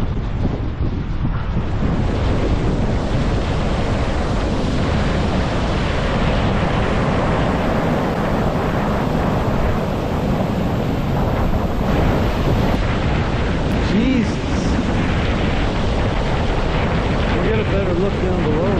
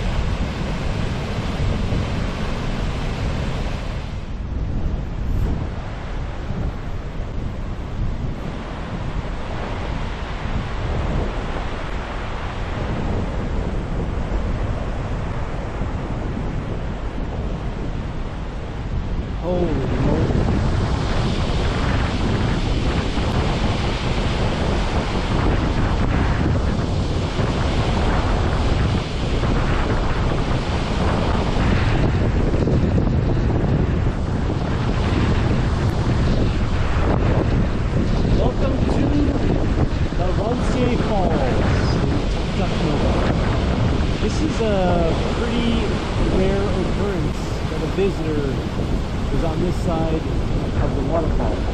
Most visitors will be on a hiking trip and they'll be up there.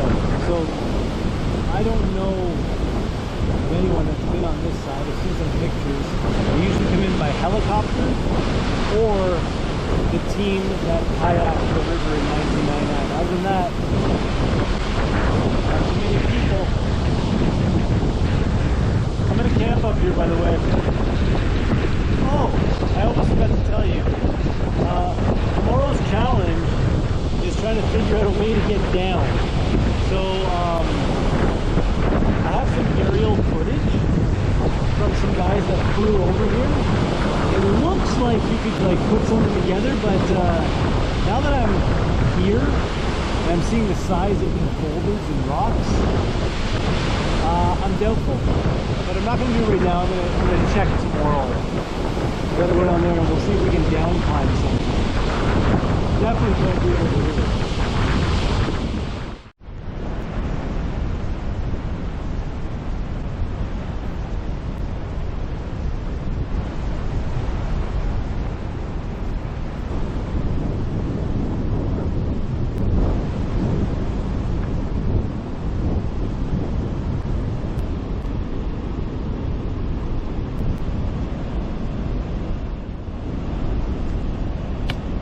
Mint. I'm lazy.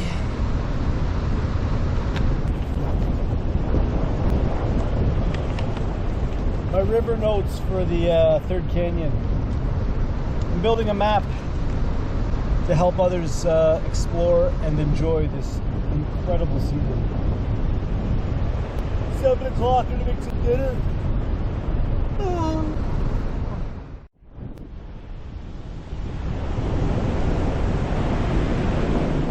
Just a note for anybody who's coming here.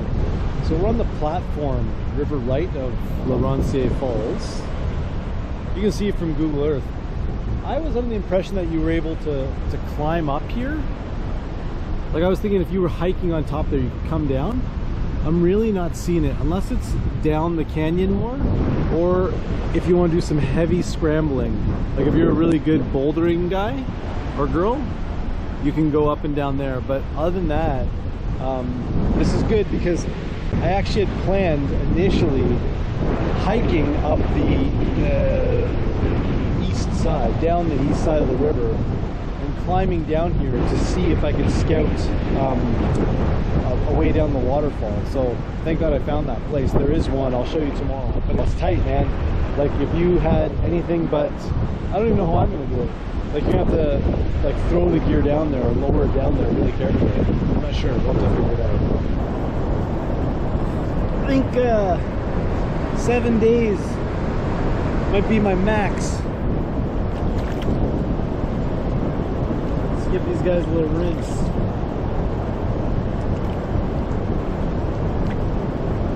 I've told you guys this many times, but I only ever bring 2 pairs of socks, 2 pairs of underwear. One I wear, the other I wash and let dry. I usually do it every couple days, but this trip, for whatever reason, 7 days, baby. Yeah.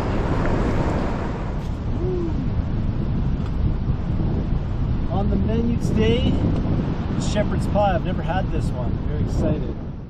Add boiling water and potato flakes to the beef mix. Tomato ketchup? Is that supposed to come inside here? Can someone tell? I don't think these are supposed to come inside this container. I think this is a mistake.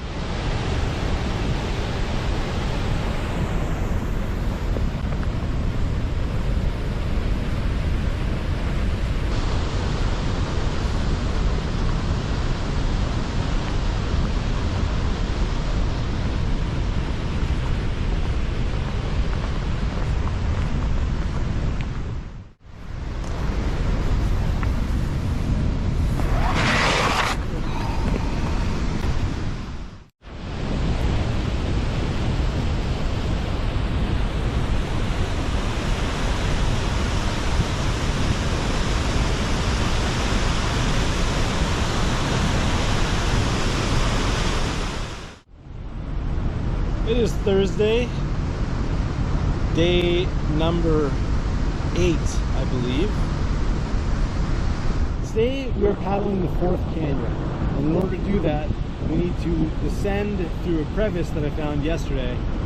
And to down climb it just as a single person without gear is a little bit of a challenge. To up climb is even more of a challenge. So to down climb with gear is going to be difficult. And then to up climb every single time to bring the gear down is going to be very hard. So we were actually going to spend 2 nights here because I wanted to do a bunch of filming and stuff like that, but the weather is beautiful. It's 10 a.m. and we've had some kind of bad days over the last couple days. This is the last and final stretch of canyon. It's a little bit long. I think it's 19 kilometers long. I can't remember. I got to check. It is the steepest part of the canyon, although only the first portion, like the first 2 kilometers, has some big whitewater, some class 4s. After that, apparently, it's supposed to be a little bit more mellow. So because of how tall the cliffs are and how we've already done so much work, we're going to be a little bit more cautious in this canyon because there is no rescue. I don't know if I ever told you guys this. I had to get private rescue insurance for this trip. The park just doesn't have the resources to pull somebody out of the canyons. The canyons are 700-800 feet high, and you can't walk down them. You need to rappel. So we just need to be a little bit careful as we come down this. I'd love to come back again with, like, if we had a team of 5 or 6 people, my God, we would be running everything. It would be amazing. Okay. Say goodbye to Laurentier Falls. Actually, no, we're gonna do a little video down there anyway. But I'll show you this crevice and we'll see if we can get down. Okay.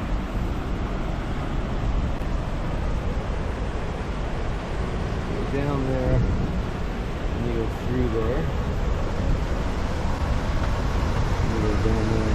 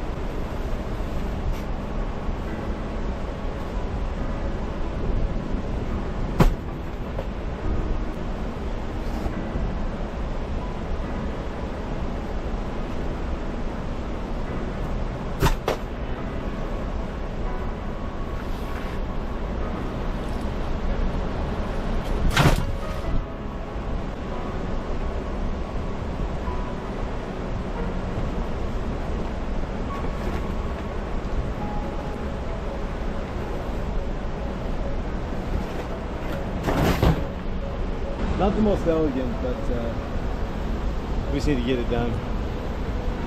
Okay, so now I'm going to down climb here, then I'm going to carry it all the way around the edge. Once you get it through that crevice, it's not as bad.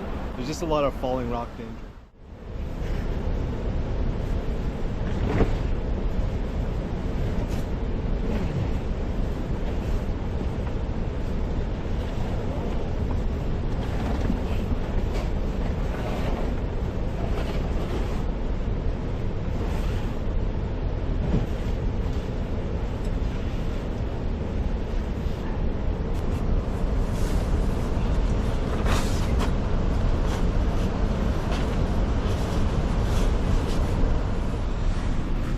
Okay, so this is what we're dealing with here. It's very, as a matter of fact, if you were any bigger than me, you'd probably have significant challenges.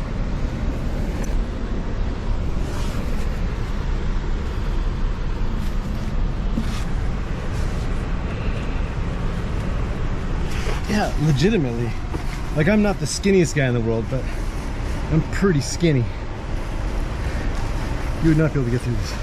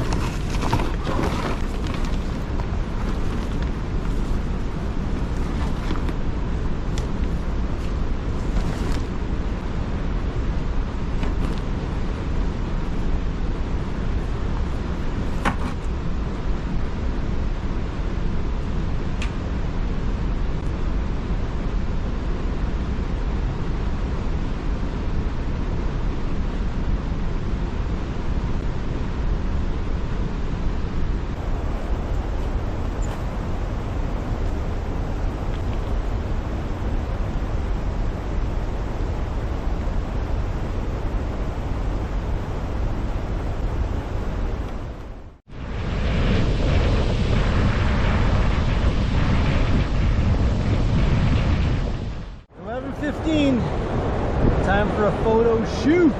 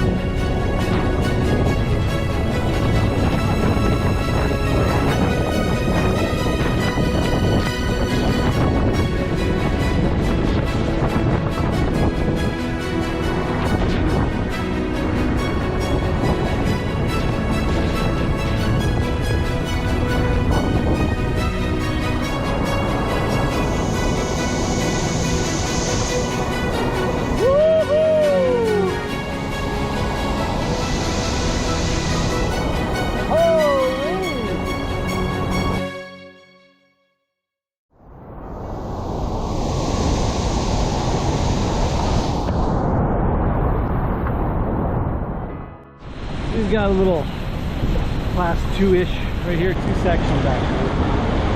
And there's like a class 4 right after that we're going to portage. It's a little bit of a tricky section I don't really love.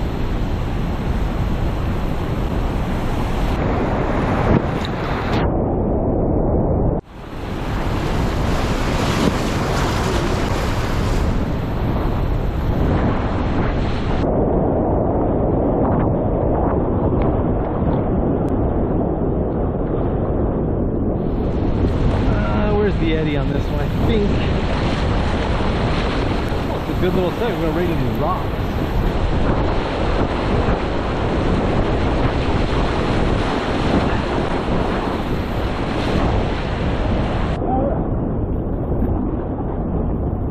I'm gonna hop on the right hand side over here. A little easier. Ferry across.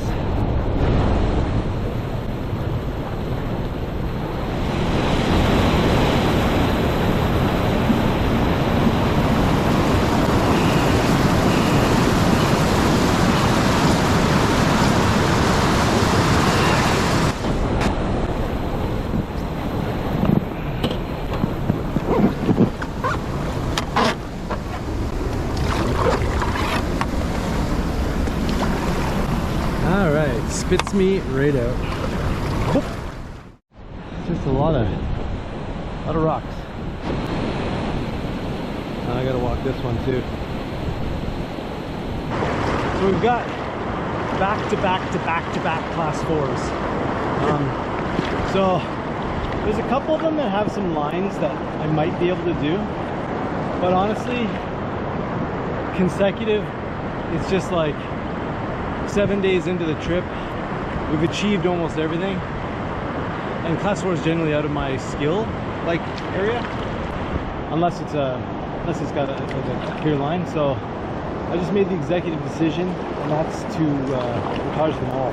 So it's probably the next half kilometer. I'm gonna float in between them here and there, like if there's some little stuff, but you know, the river will always be here. No shame in walking.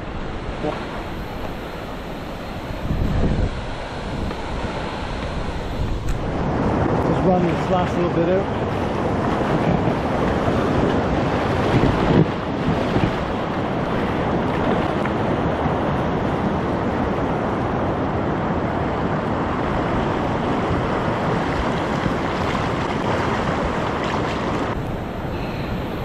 You know, these portaging, these rapids.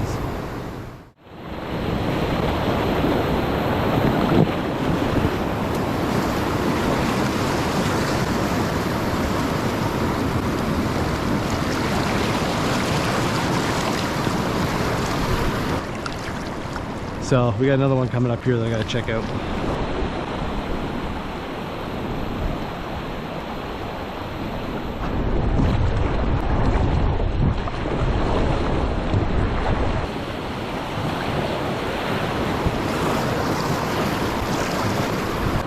Let's see if we can't pick our way down here.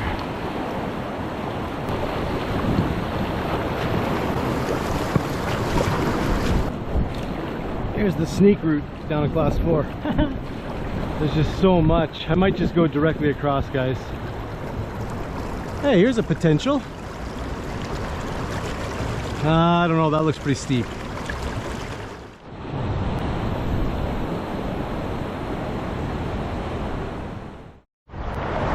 So, I'm gonna play a little bit.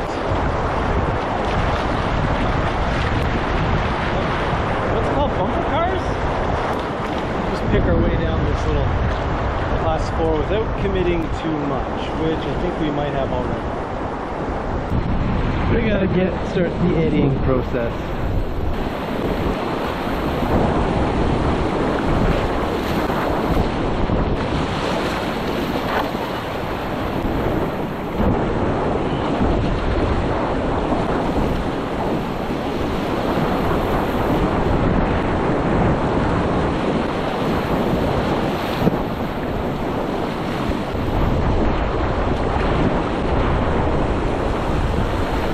Okay.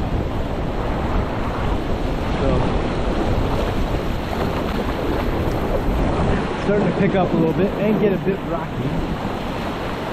Let's eddy out over here.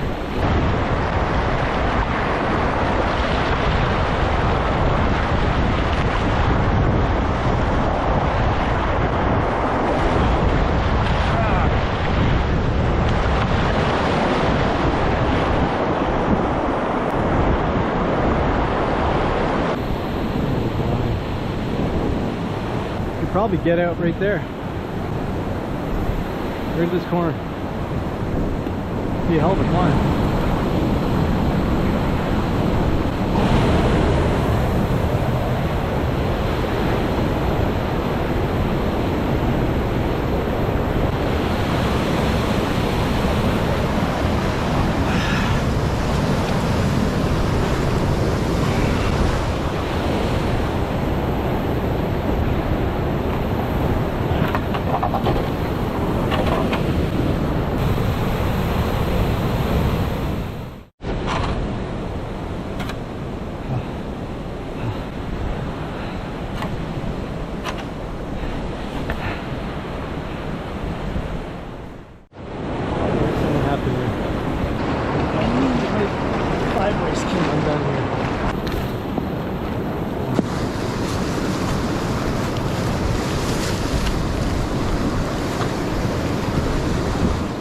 Alright, let's run this shit out.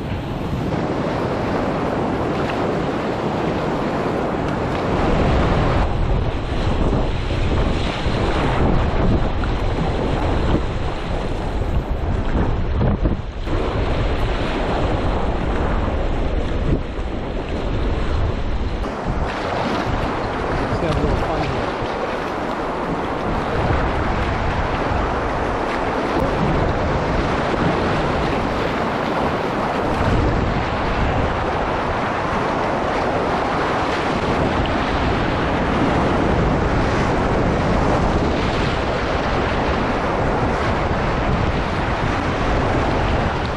A bigger drop at the end of this here. I think we will catch an eddy on the right hand side this time. Right there. Catch.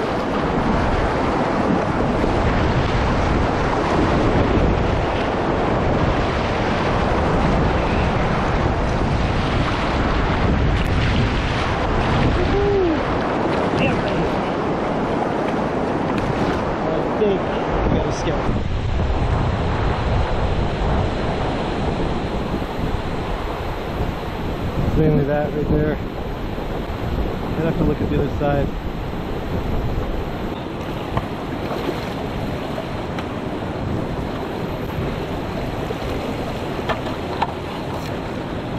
That's the water. It's cold.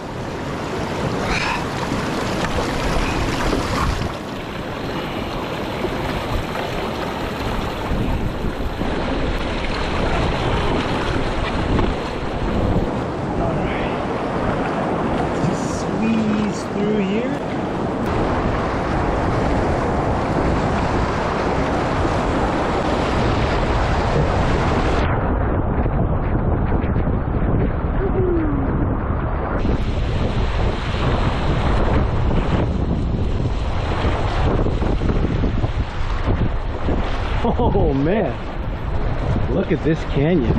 Jesus. Looks like Jurassic Park.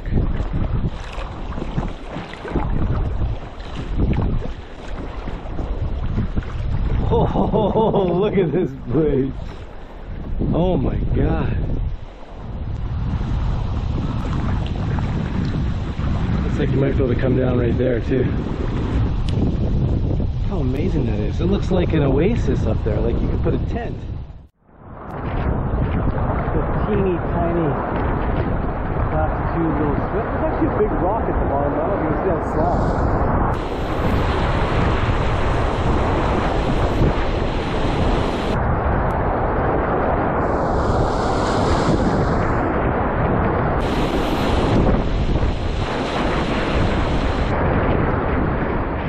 Probably gonna have to grab a little eddy just to make sure we don't die.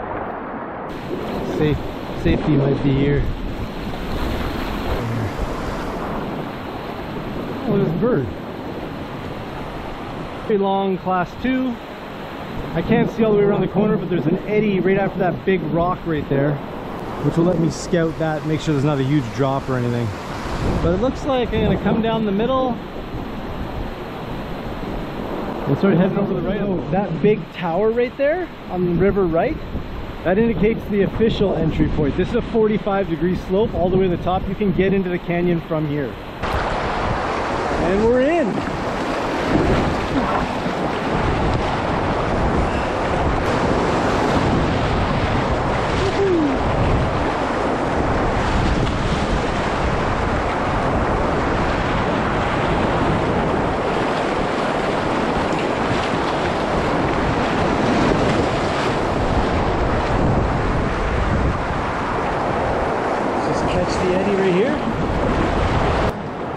Basically in a position where we just need to avoid rocks.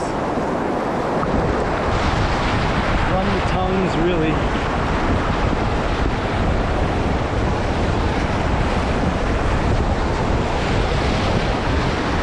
There's a little hole right here.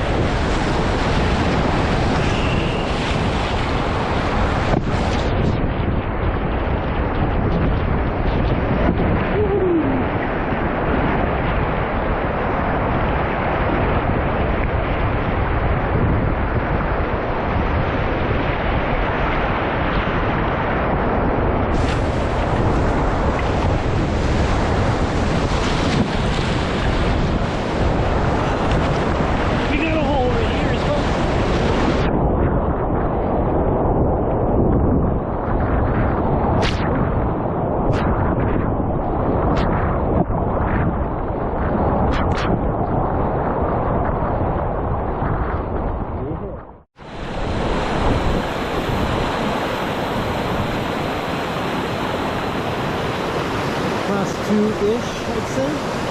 Class 2 plus. It's probably a class 2 plus, I'd say. Just got a ferry out over here to get them up.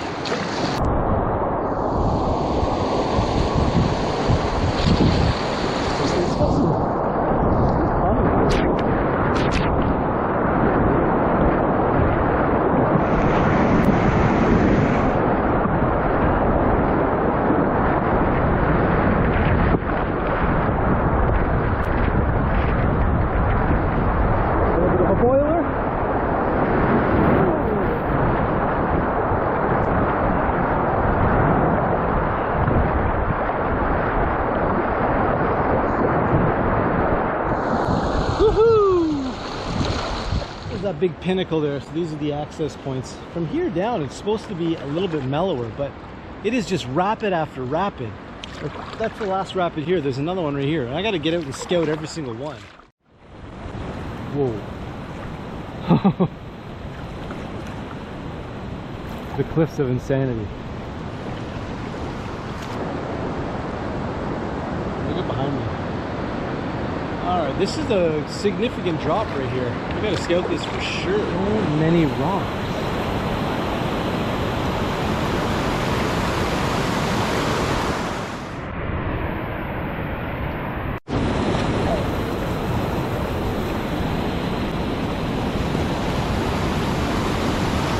Oh, that would have been a good shoot. You know, that's probably the best location. I think that's the one. That's right, because the stalactite is upriver on river right, so you'd come down. That's pretty steep though, but you could do it. You could get in here. There's some real boat manglers here, like that one.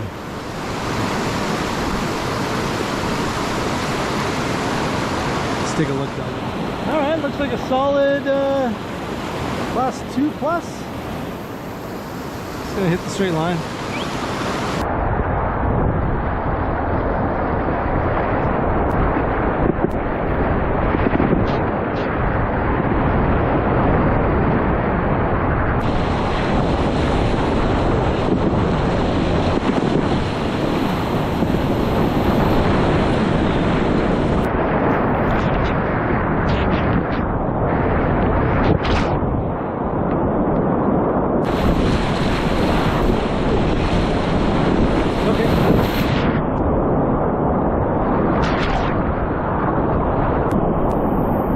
the middle, bud. Woohoo!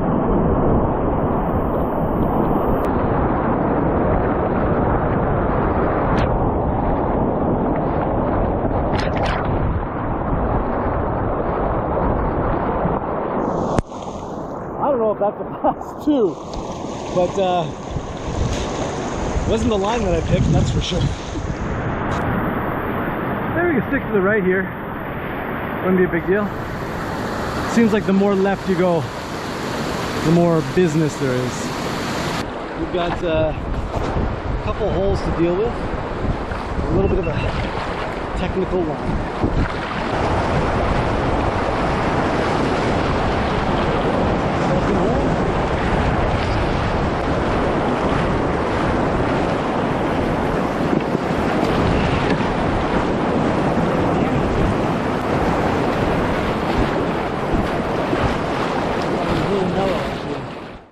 Good just to sit back and look at what's around us here. Holy moly. I'll have to catch an eddy behind this rock here.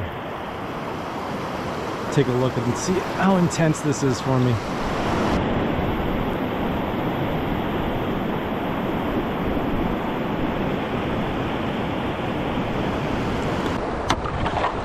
Stuck on some rocks. Straight shot. A couple things we gotta look out for. Nothing more. Watch this. End up dying here. I shouldn't say. End up flipping. There's a big one right here. Just a slow.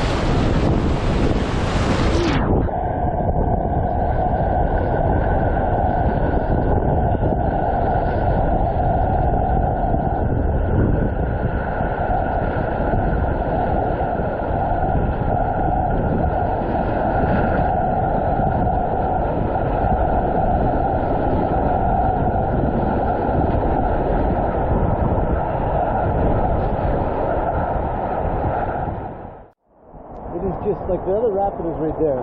This is how far apart they're. They're probably 50 meters apart. I don't know how many we've done today, but a lot. It's almost tiring.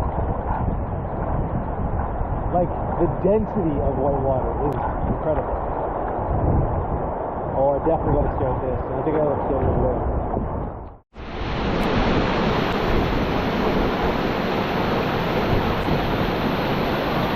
A little bit left until we find the tongue.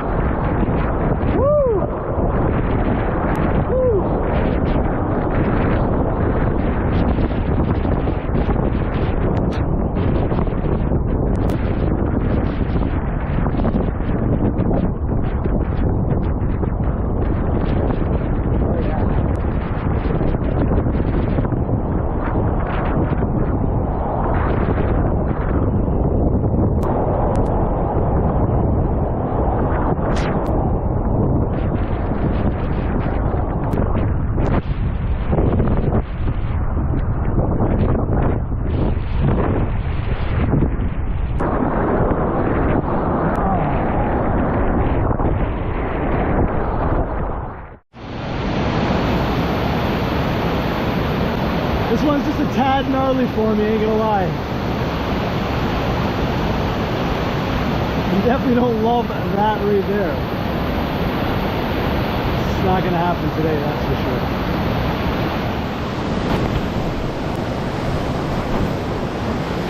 Oh, that is rowdy. That's rowdy there. But still, oh, yeah, rowdy.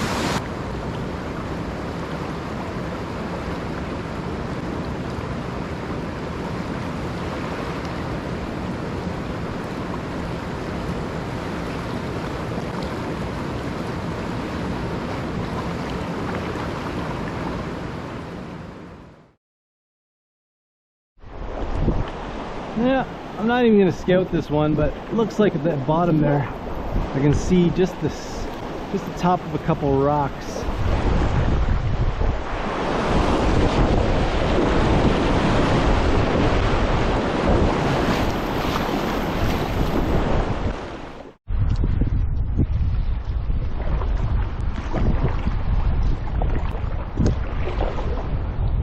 My God. Look at this place. I think just a boat scout will do it for this one. Stick to the right, hard left, or what?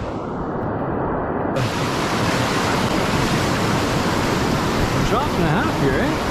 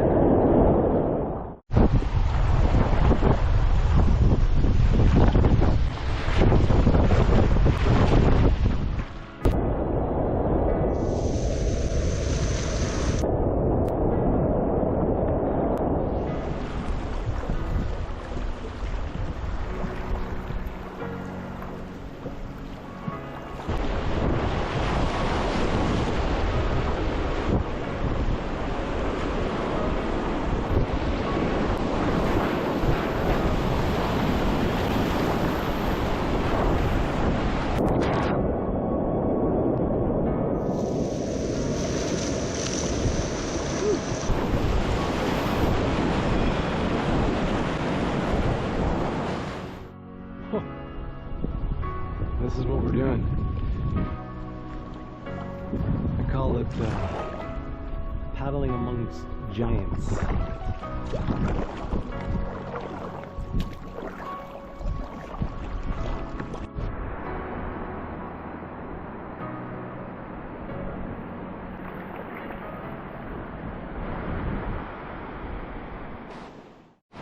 Alright, solid class 2. Really nothing to it. Straight down the center. Some fish.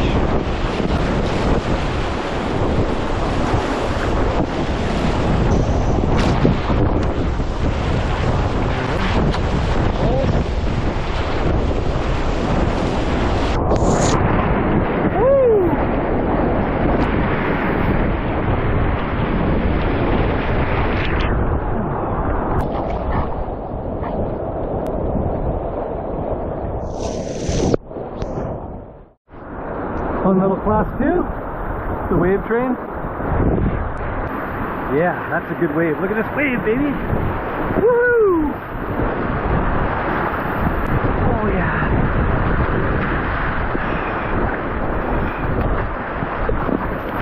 Woohoo!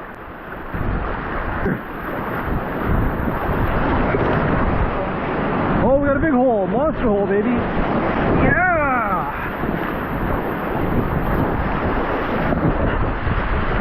Good.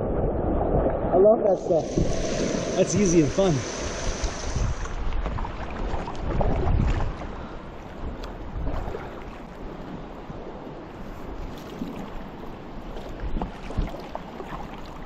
Jesus. Just gonna work my way up to this little eddy. It's very shallow here.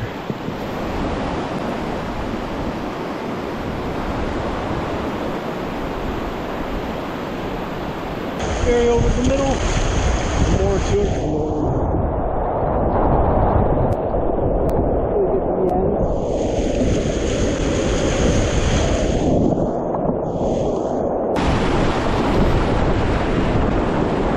There we go, nice wave train here.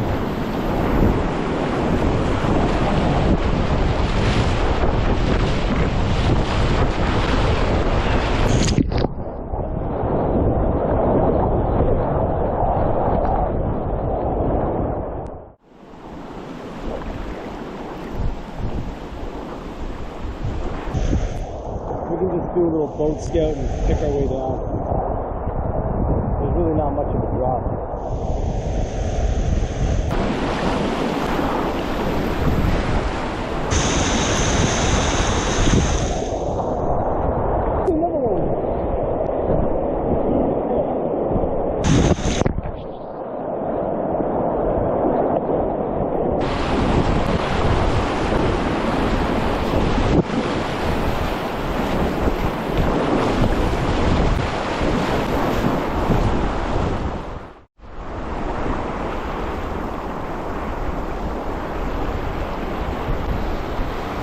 I just don't even scout anymore. I just cross my fingers. Just kidding.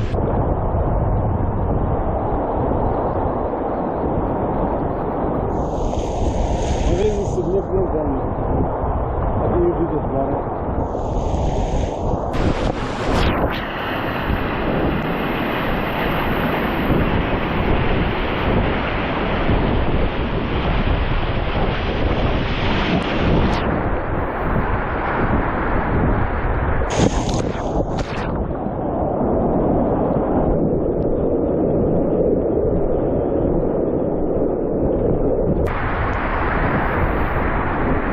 Hole right here. Gonna punch it.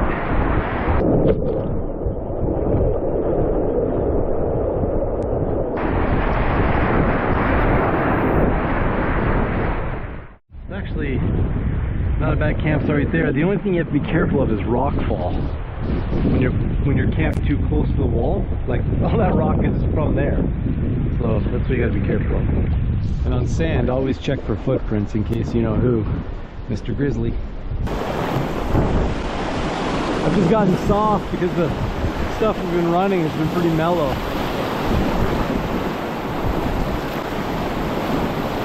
Basically, it's just rock awareness.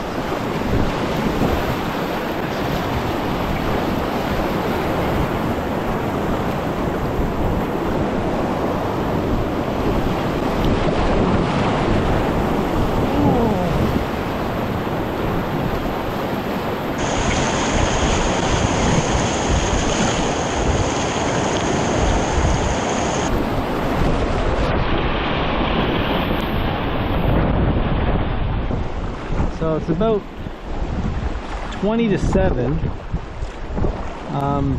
So we've been on the river for 8 hours, and I'd say that it's been a little bit hard work. We've been working, putting in a little bit of overtime, a little OT. My arms are tired. My arms are tired, guys.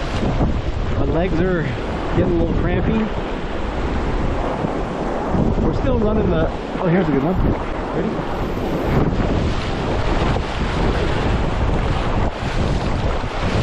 Woohoo!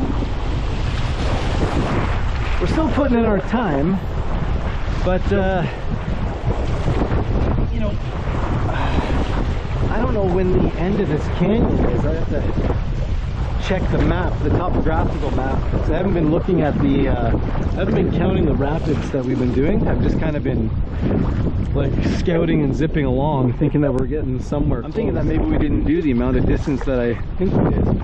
And we're probably, I don't know, like 6 hours from ending the canyon, which means I got to camp in here somewhere. So let's give it another hour before we make that decision, because then I gotta pull up the maps and actually look where we are.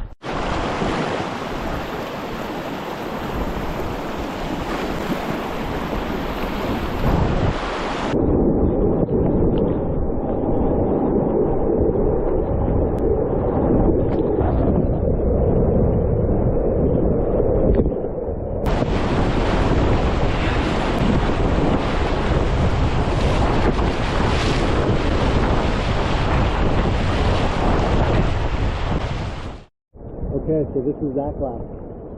We just got here. I was wondering where the canyon was, to be honest. And we got a little rapid right in front of it.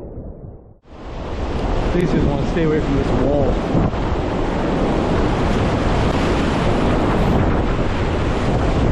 Oh, it's gonna be close!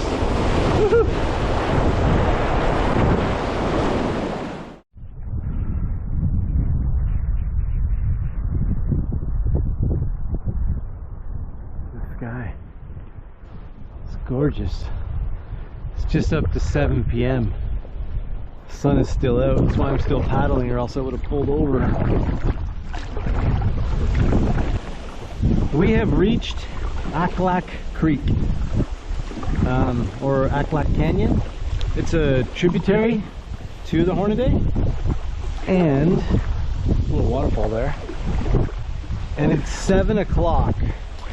I think that the canyon continues for like another 12 kilometers. And I think the rest of it is relatively tame compared to like the previous canyons.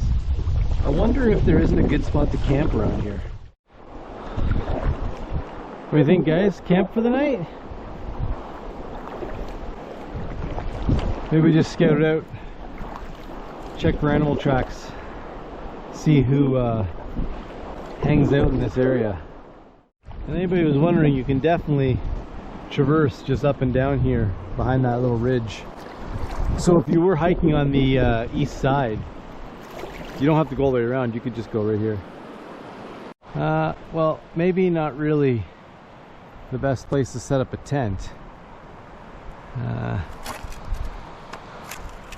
me take a look around.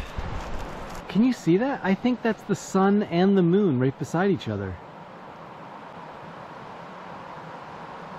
What the heck?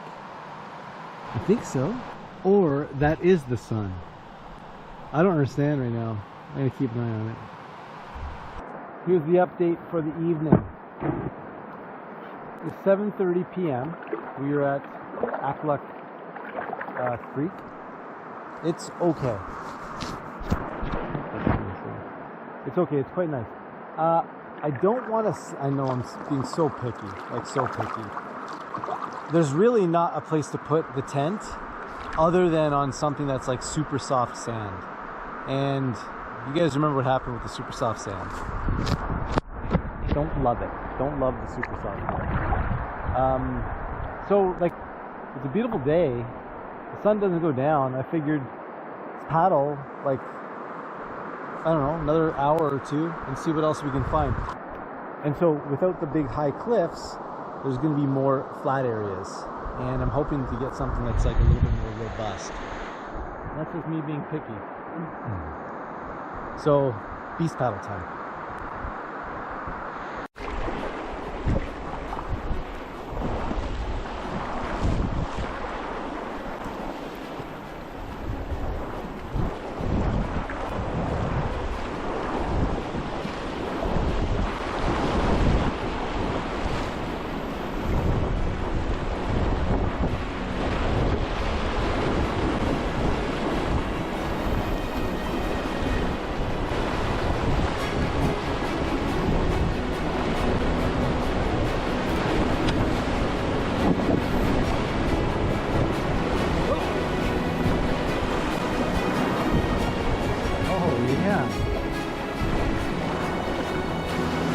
I probably could have scouted this just a tad.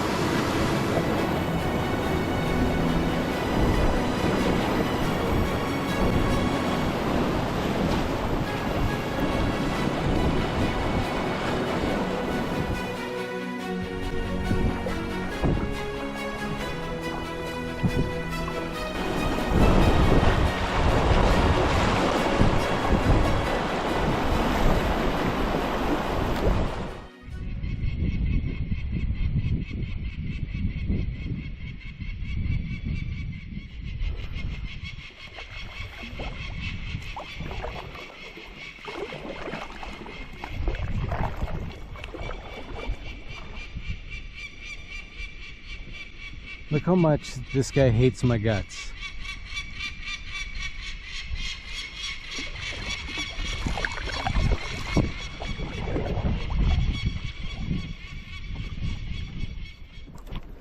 I'm leaving. I'm leaving. I'm leaving.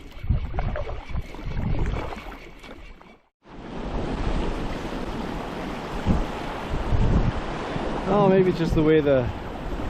Oh no, there's some froth at the bottom of this. Oh, it's a nice slide.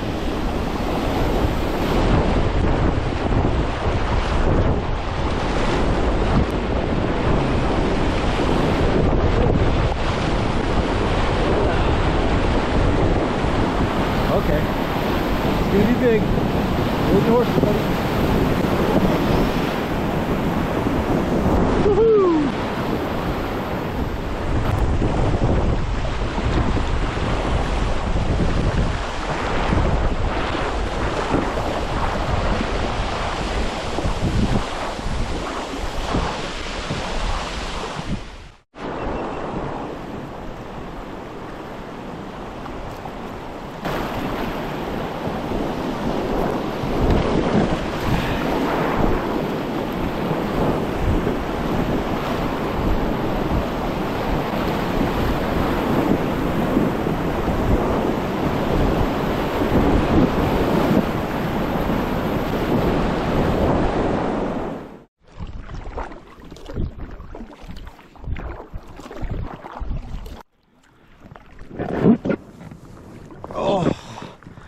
My back.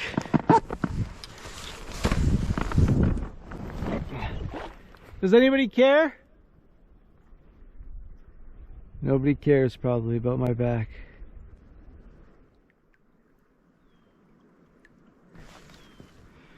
$8:45.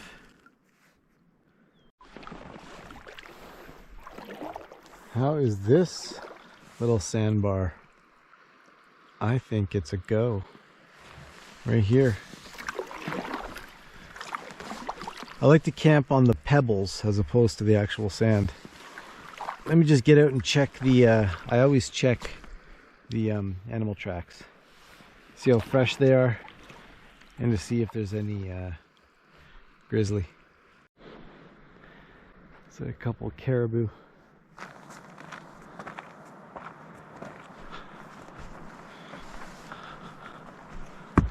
That's about it. And some birds. Maybe something else.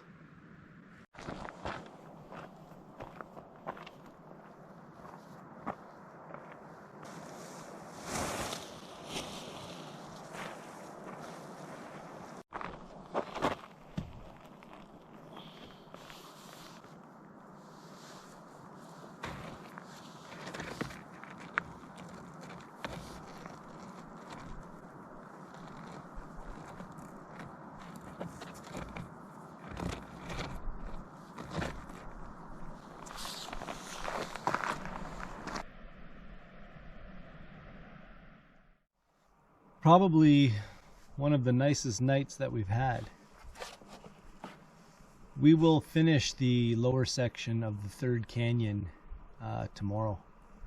And then we're about 45 kilometers to the Arctic Ocean and then another 20 back to Pawlatuck. So we've got some work. We got some work to do. Probably take, I'd imagine, 3 more days after today. Being out here is awesome.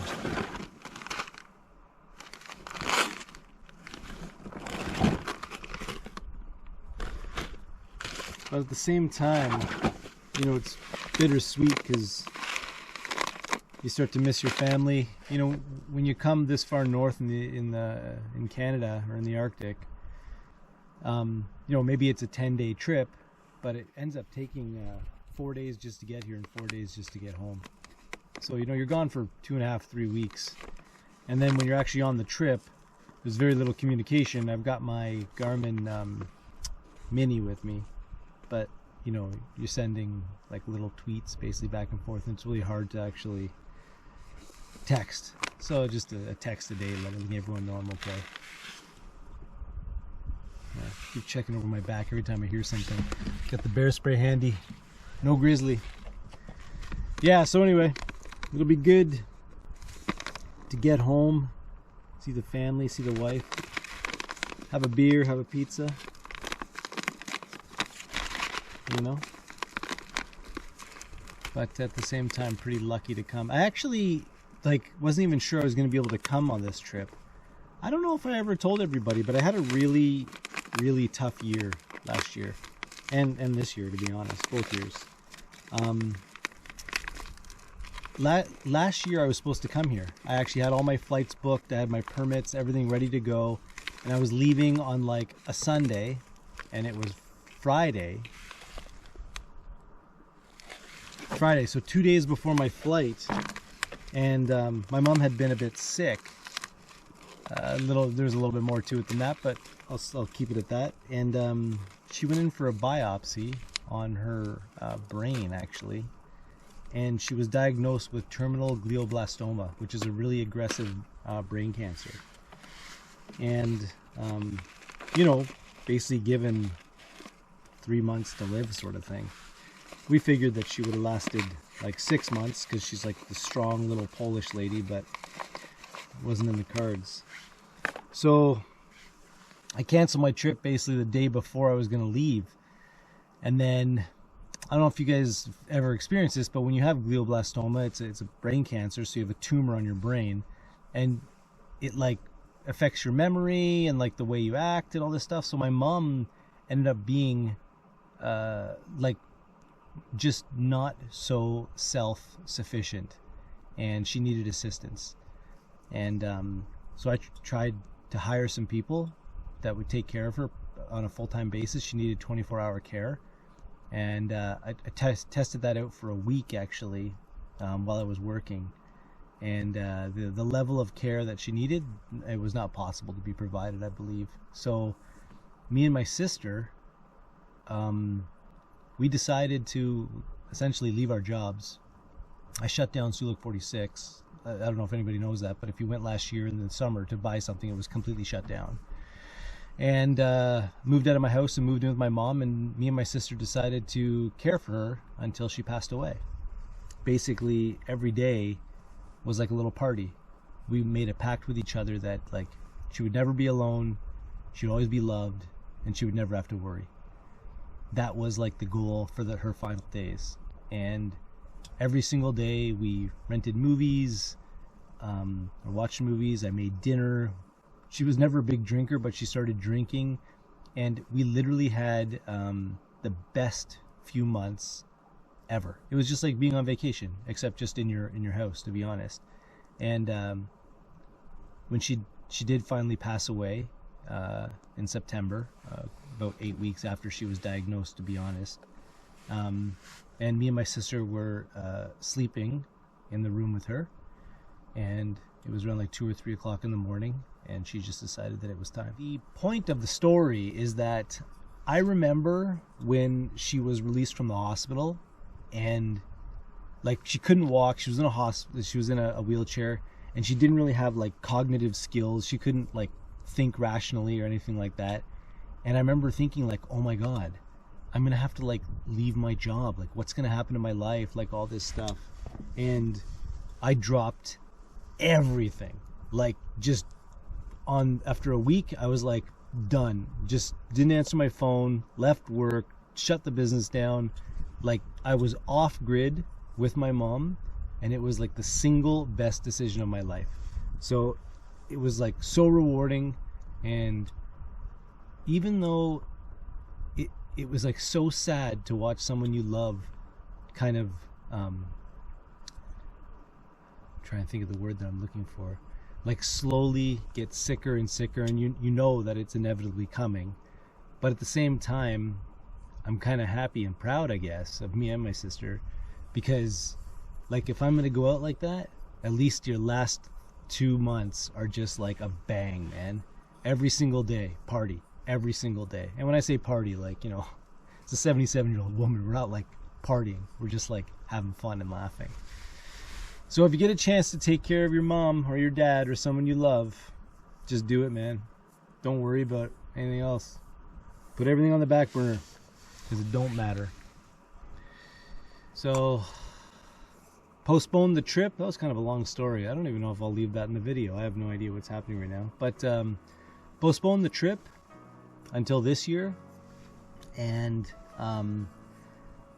then about 8 weeks ago, actually, 8 or 9 weeks ago now, I was up at Agua Canyon in northern Ontario kayaking, or well, packrafting the canyon.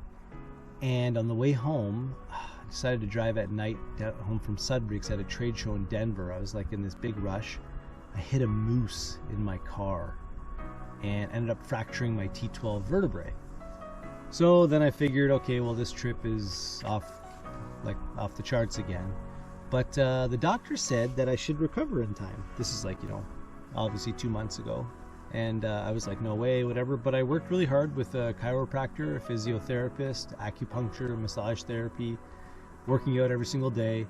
And it's not better. Like, it's totally sore. Totally sore. I have a broken back. But, you know, I can backpack and I can paddle. It's getting better every single day, and it'll get better. But, yeah, it's almost a miracle that I made this trip happen. And now, when you think of how far down the canyon I've made it, we're a couple days away from Pawlatuck. You know, I was really nervous about kayaking those canyons initially. It's like someone's looking over me.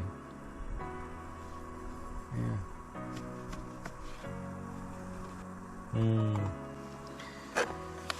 It's chicken and rice, or rice and chicken tonight.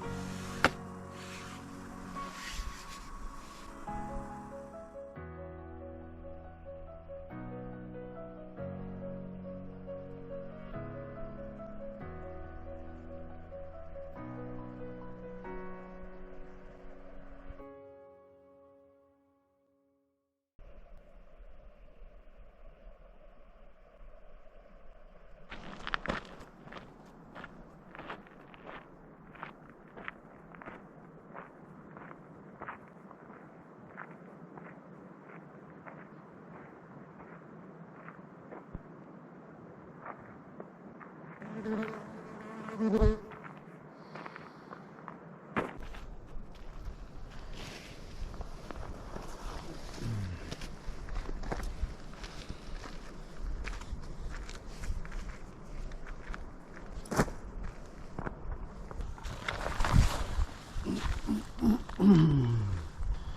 description that we have for today's weather is gloomy and cold.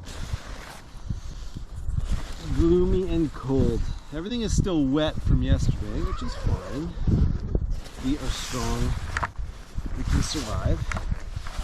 But you know, woohoo! It was just such a late night and there's sand everywhere. I wanted to let you know I added my own latex socks to my dry suit before this trip. Oh. Also let you know that I wear my trail runners without my insoles with my wetsuit. So I don't have to bring a separate pair of shoes. Nice dry them out at night, or I just wear them wet. Whatever works, man.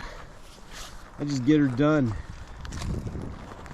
This rock I'm sitting on is super tippy.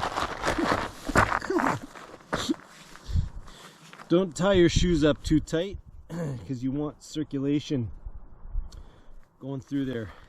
Keep your little feet warm and toasty. So we're ready to go, and we have a class 2 rapid right away. It's a major, but still something.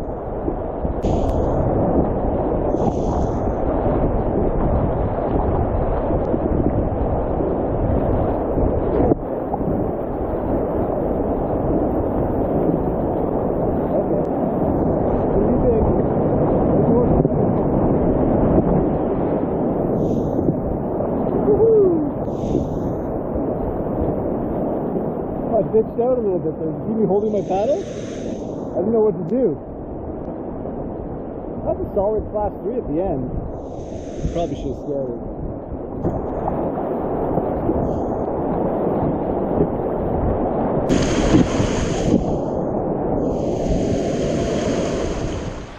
It's amazing how fast you warm up when you're dressed properly. So we've got a little class 2 going around this bend. It's actually got a good drop at the end, so I'm going to just boat scout on the left here.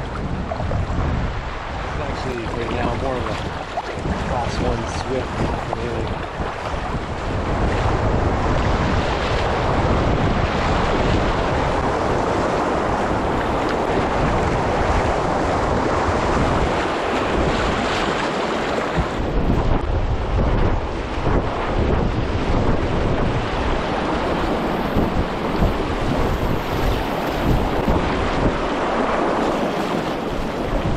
We have to look at this one.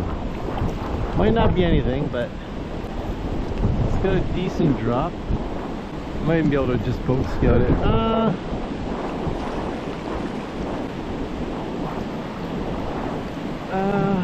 No, I better look. Alright, well both sides are pretty straightforward. Might just take this one. Stay away from that. Should be a good little wave train run right here.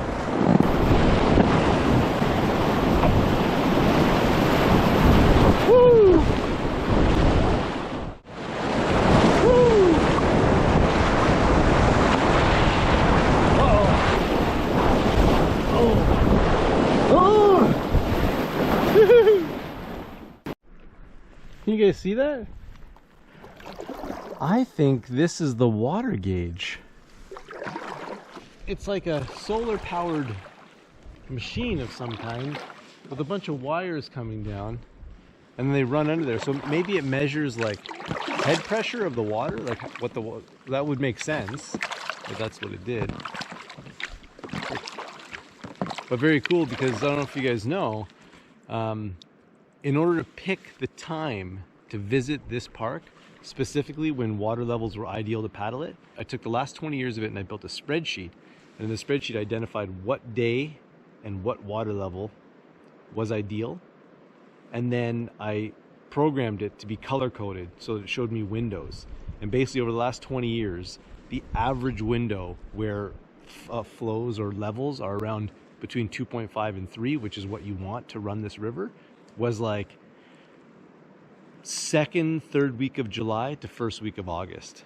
And that's why the only time you can actually paddle this canyon is basically in those times. Any earlier, if you come beginning of July, the rivers are low, but the canyon's still a little bit in melt. And you have very high flow. So you can imagine right now, I don't know what it is. I'll have to look it up when I get home, but it's probably around 2.5 to 3, which is why everything is manageable. Imagine if it was 5 or 7, like it would be an actual gauntlet of insanity.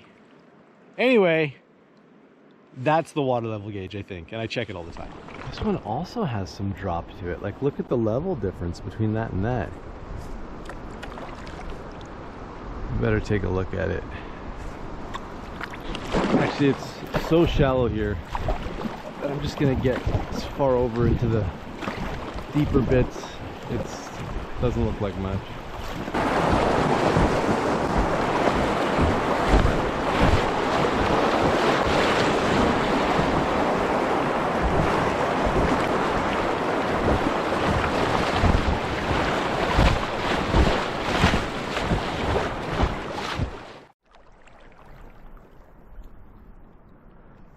Just imagine all the life that's in that wall on a microscopic level.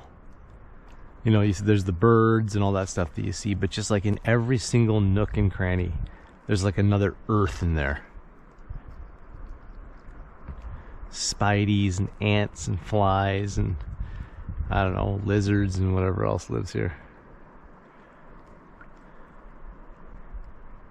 Like, look in there. You could live in there. It looks like a tomb.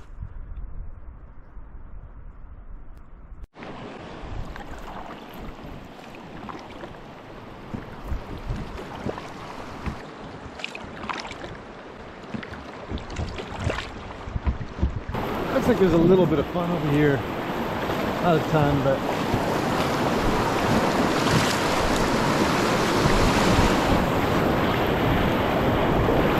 oh yeah.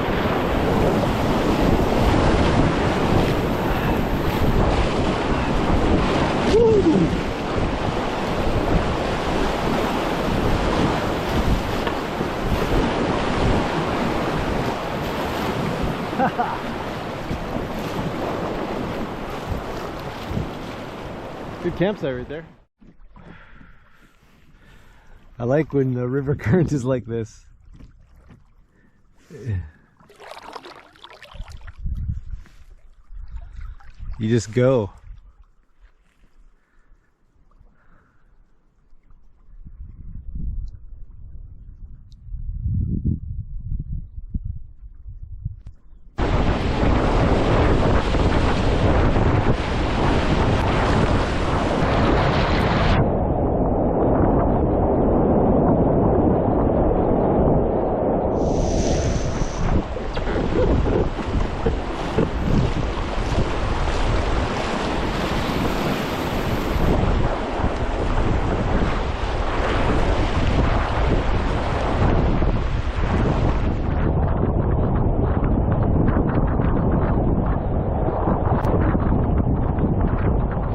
Structure over there looks completely derelict, but I might go check it out. I might see what's going on up there. Oh, well, that I believe is for ice fishing, and yeah, this thing's seen better days, that's for sure. But I guess it was some kind of old ice fishing hunt camp kind of thing they built out here. The canyon's just ending right here. You can see there's still some big rolling hills, but the official ending of the canyon has occurred. Okay, well, we'll leave it as we found it. Maybe one day someone will put some work into it and rebuild it. Who knows? We checked out the cabin. I had to put an extra layer on, guys. It's the wind is robbing me of my heat. You know what it is? We're not doing any big rapids, and we're not portaging lots. We're not working, and it's also colder and completely overcast. So that's a problem. We have just completed a section of the map, which means we have 2 topographical maps to go.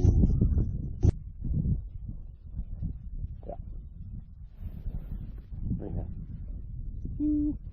So we're going to take this river all the way up. I said it before, I think it's about 45-ish kilometers to the Arctic Ocean. I don't know if I'm going to paddle or walk. We're going to see how this goes. And yeah, really just see how it goes. If the river's fun, we'll stay on the river. If not, we will walk the Arctic tundra. And when we're on the Arctic tundra, we have, as you know, more of a chance to see the wildlife, which I wouldn't mind seeing at a distance. Someone's boat right there. Huh.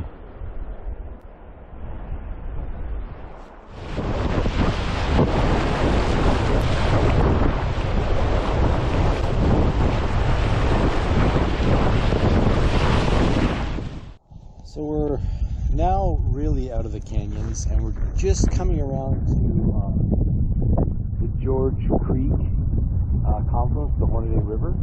This is the area that when I went to go plan my backpacking section through this, I was warned that the next few kilometers have a very high grizzly bear. So we're just going to float it. I got the bear spray handy right here. I'm not saying like when we go there there's going to be 100 grizzly bears.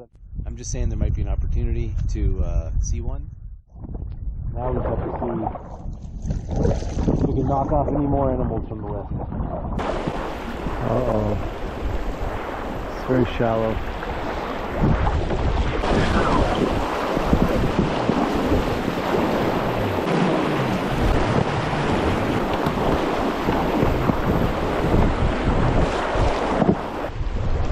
This is a really shallow rapid, but I'm telling you, it's gonna be a problem. It's a pretty big drop, super shallow, and there's just rocks everywhere. So I have to pick my line. Oh, there is no line. We're basically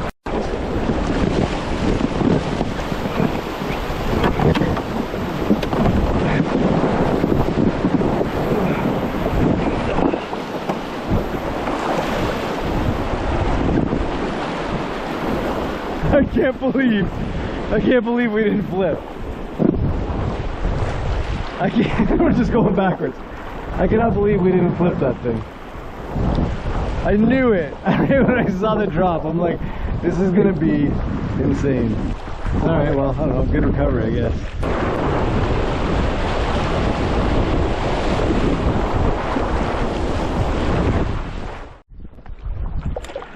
You can see a little ground squirrel right there. I guess this is why all the grizzly bears hang out here. There's a lot more. Oh, can you see him? He's just running along there. Just went his little home. There he goes. Oh, it's like a little mink or something. I don't know what that is. I don't think that's a squirrel. Anyway, getting back to it, you can see all the, I don't want to call them trees, but they're shrubs and stuff. And that's what those man-eaters like the most. Oh, gee, I thought that was one right there. It's just a black rock.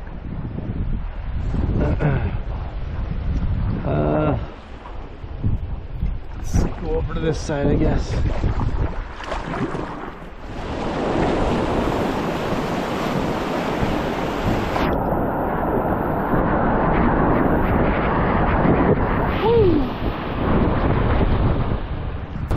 I think we might be coming up to Second Creek, which would put us about halfway on the topo map.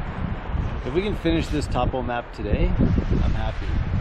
The time is 2:30. Then we're not doing too bad in terms of distance. I probably mentioned it before.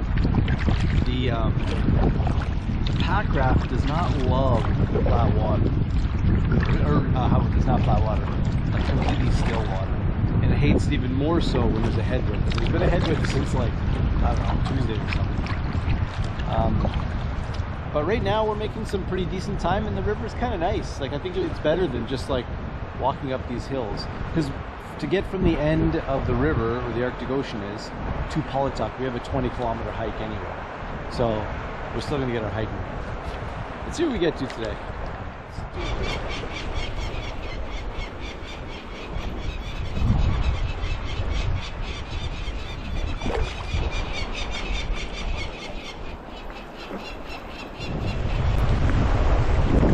freight trains keep it moving. It's a long one too.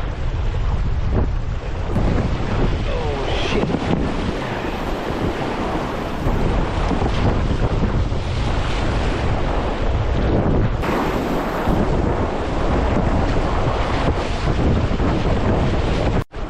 Can you see them? Way up there? Oh, you're never going to be able to see it, but maybe I can zoom in. It's right there, just standing there. What those are, I can't tell. Caribou or moose, I guess. But it's just the two of them.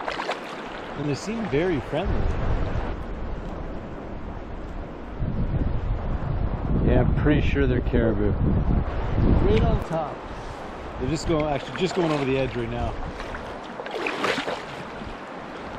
You know what? Here's a good question for you guys.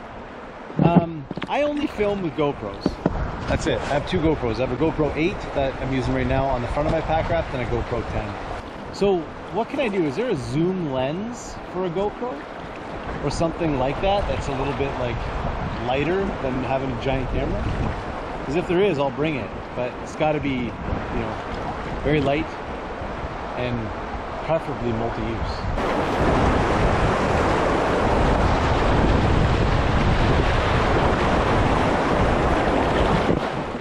Grizzly. It's a grizzly bear. You see it? It's running up the hill right now. Actually, it's running this fucking way. Okay, hold on. So we're gonna get the fuck out of here. The grizzly bear is right there. Doesn't seem too interested in me, but still, it's closer than I would like. It's actually right there.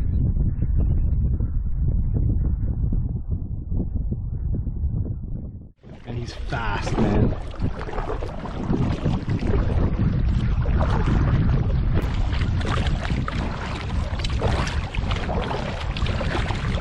Let's get the hell out of here. So, Mr. Grizzly is making his way up the mountain, but he is fast. Like, we're really far away, but I feel like he can come here in a very, very short distance. A very short period of time. So, we're just gonna keep an eye on him out of the corner of our eye. But we're past him now. He got a little bit close. I was about to pull up the spray. I know it seems like, oh, he's so far away, but man, they cover ground fast. Like, I don't remember, I saw him way over here, and he came to me. He came to me and was like, "Hey, what's up?" I ain't got no time for that. I'm out of here.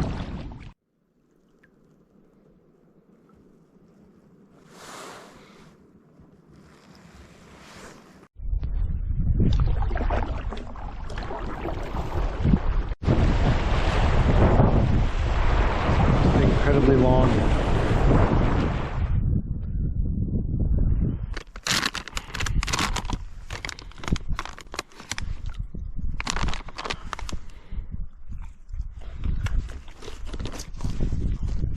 It's a giant caribou right there. It scared the hell out of me. I thought it was a bear. Hey! What are you looking at? You looking at me?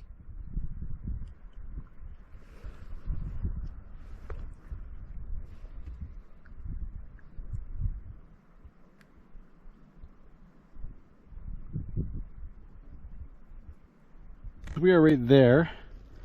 This is our takeout point just before the river braids into the Arctic Ocean there. There is an old road that goes to Pawtuck. It's about 20 kilometers long. I was thinking of getting out like along one of these and beelining across, but let's see how the river goes. Like right now it's gorgeous and the wildlife is, oh look, he's crossing the rapids. He's crossing the rapids over there. The caribou. Oh, it's deep for him. Look, it's up to his head. I know you can't see because it's the GoPro, but Just his head is peeping out. Anyway. Yeah, so we're gonna head here and see what other type of wildlife we can see. This is great. See,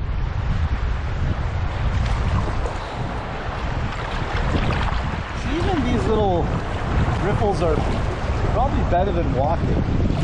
So I don't think we're gonna walk today. We'll see what the map looks like. We're just about to hop onto the next topographical map. I think it might even be the last one, to be honest. We're gonna make a really good time. But the river can be slow, but then it's got like, it still has a ton of little class 1s, class 2s that are worth staying on it for. And we're moving, so we might not get up the river till we get to Rat Lake Road, which is basically where this river meets the Arctic Ocean.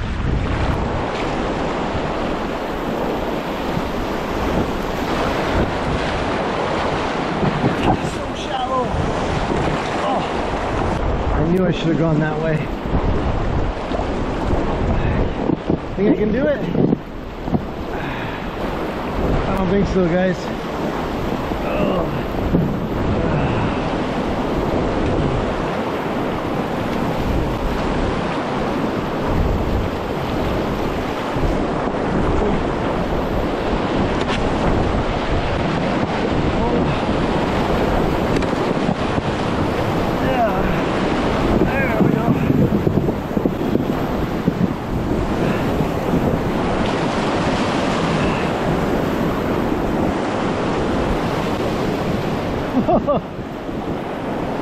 Yeah, that's what happens when you try and run that stuff. I can't believe this thing doesn't pop. Our moose. Or deer or something. Look, what are these things? These are moose.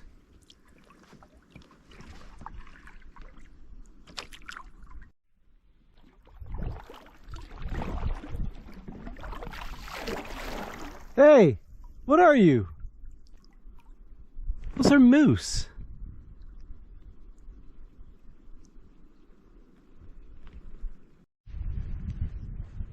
Let me know if I'm crazy or not. Those are not caribou. Those look like moose to me. But they're not close. I would say that they are 100 yards away, maybe more. So it's really tough to make out exactly what they are. But they look like two female moose, maybe like a mom and a adolescent. Anyway, let me know if I'm gone crazy or if that's actually what those are.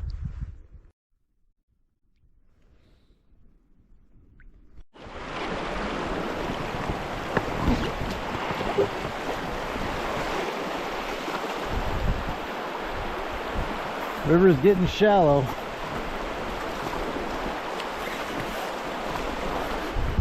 So, potential camp spot here, but I didn't realize there's a river on the other side. This is more like a mound.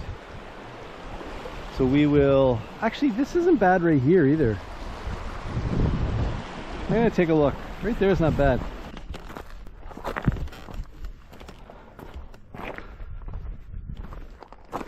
Why don't we see if this peninsula here has a spot for a tent.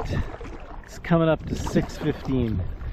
If not, we could try over there too. Just getting kind of tired of camping on rocks. Wouldn't mind some lawn.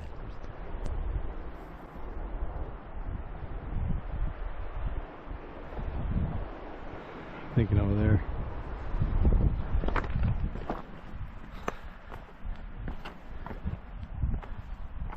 Well, this is definitely the caribou gathering spot. Look at all the footprints that it has. It's actually insane. It's like the herd must have came through here.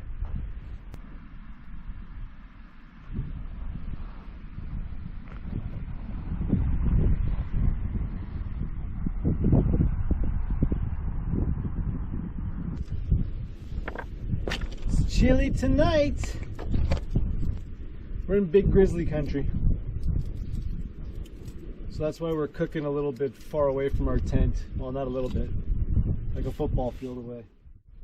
I feel like we had a big wildlife day. We saw 4 moose, or at least we think they were moose. We saw a caribou and it swam across the river, and we saw our first grizzly. So we might see another one over the next couple days because they get a little bit more plentiful the closer we get to the coast, actually. Just because it's a little bit easier to get food. And the pack raft is working awesome, as usual. Yeah, the pack raft is a pretty unique craft. Like it's a tool for the toolbox. It's definitely not a do-it-all. There's some really good things about it and there's some really bad things about it. And one of the bad things is flat water paddling is terrible. And the second worst thing about a pack raft is that it doesn't punch through holes well. So it's very, it's susceptible to being stuck in holes. I like the challenge of putting together a route that requires hiking and pack rafting to access a remote river. I just like that. And up until I got a pack raft, all my solo trips were hiking actually. I was predominantly a hiker for 20 years, from high school all the way until, and I still am, I still hike, but I really like the pack raft. I have spilt my boiled water twice this trip because I didn't bring my pot lifter. But I use Esbit tabs to boil my water, and I bring 1 Esbit tab for every single day. So I brought 9 of them, thinking that I would either cold soak or do something else for another day. I've wasted 2 of them now. So if we're out here for 2 more nights, I have no more fuel. Fuel is actually done. Sent out some messages to the family, no one responded. It's Friday night there, so they're probably out partying. We have a visitor. I can't tell. It looks, again, like a moose. Is it a fucking bear? I can't tell. Oh, there's another one. Oh, it's like a moose. Another moose.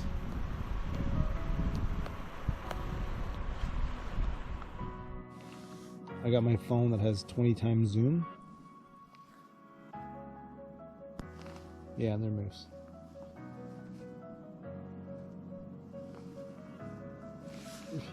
They just went down into the bushes, but I'm going to hang out here and just observe.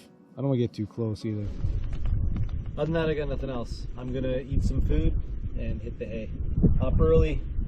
Up and at 'em.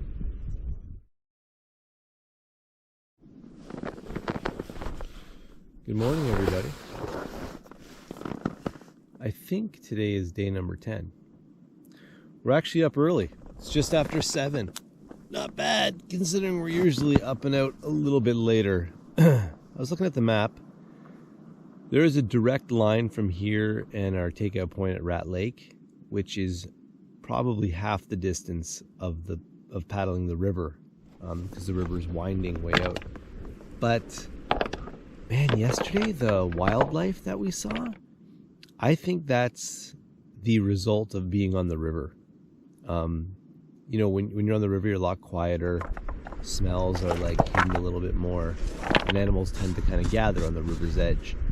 If we hike from here, we're definitely crossing the Arctic tundra, and it's flat and open. Well, you've seen it, I think, on day 3 or 4 when we were hiking, and we will be hiking it anyway at the end of, or probably tomorrow. I say we float. I say we float the last 15K. See if we can't get a few more wildlife shots under our belt. We still haven't seen a muskox, and we still haven't seen a wolf. I don't know how likely they are. Want to see some funny undies? Bananas and cherries. That's what we're in today.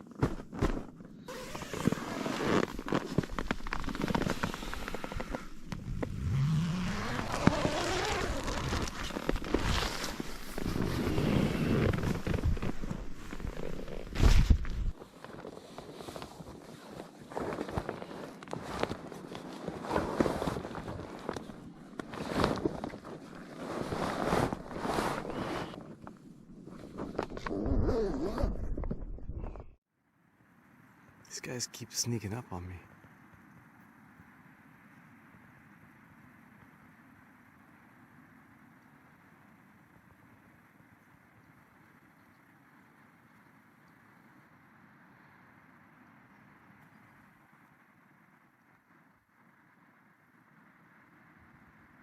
set on that guy. He's checking me out. I'm friendly, bud. You ain't got anything to worry about.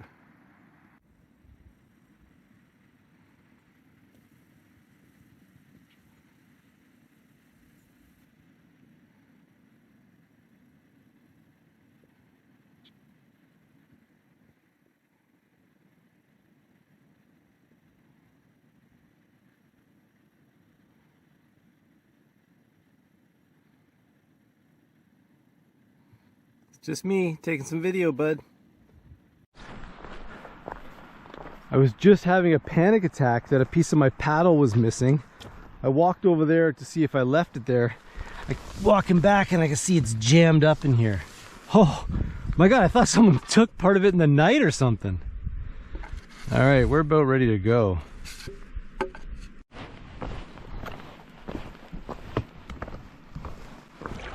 And we are officially off for the day.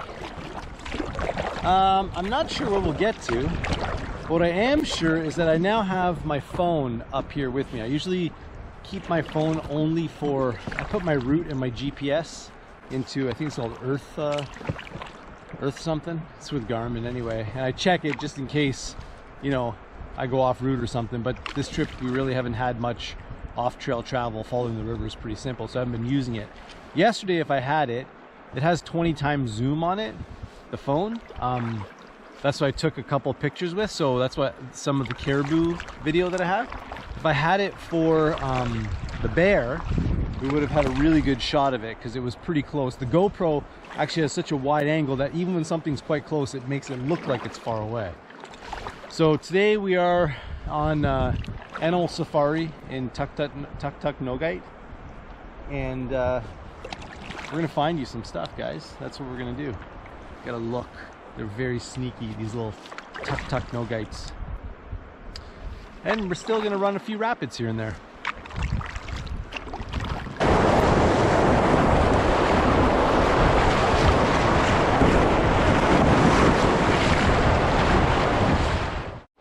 We're gonna try this one, and if we end up bottoming out on like 100 rocks, I'm gonna start scouting them. The water level is so low this far down in the river. This doesn't look that bad actually. Yeah, a little bit of a bump and grind.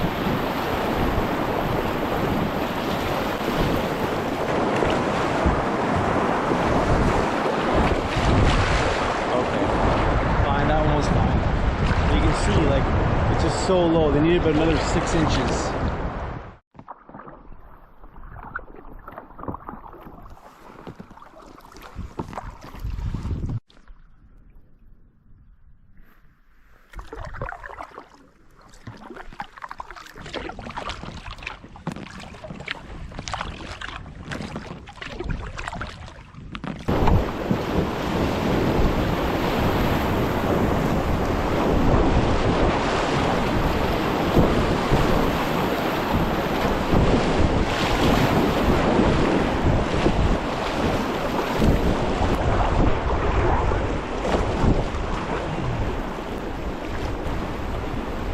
Gonna be shallow here.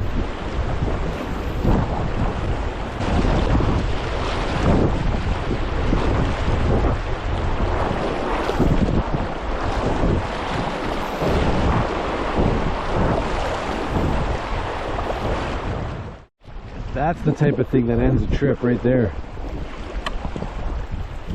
Stay away from those. Eye over here, and it is red. Let's take a closer look and see what this thing is.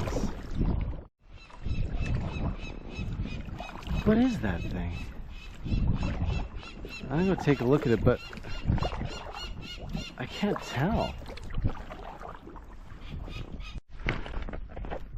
Hey, bear!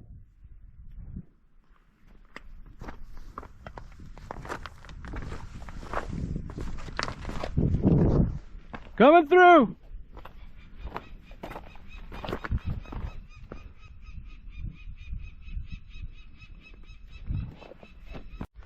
This is someone's ATV that is very, very sick. Like, it's obviously been here a while, but I wonder if it got like swept away, went across the river or something. That's brutal. Okay, well, if you lost an ATV and it was red, 4x4, here it is.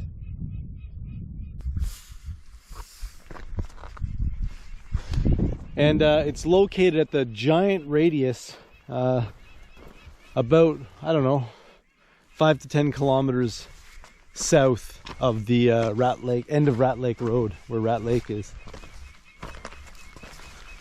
Interesting find. Looks like a caribou right there. Big, huge one. I'm gonna paddle away now. He's coming straight for me. I don't know what he wants.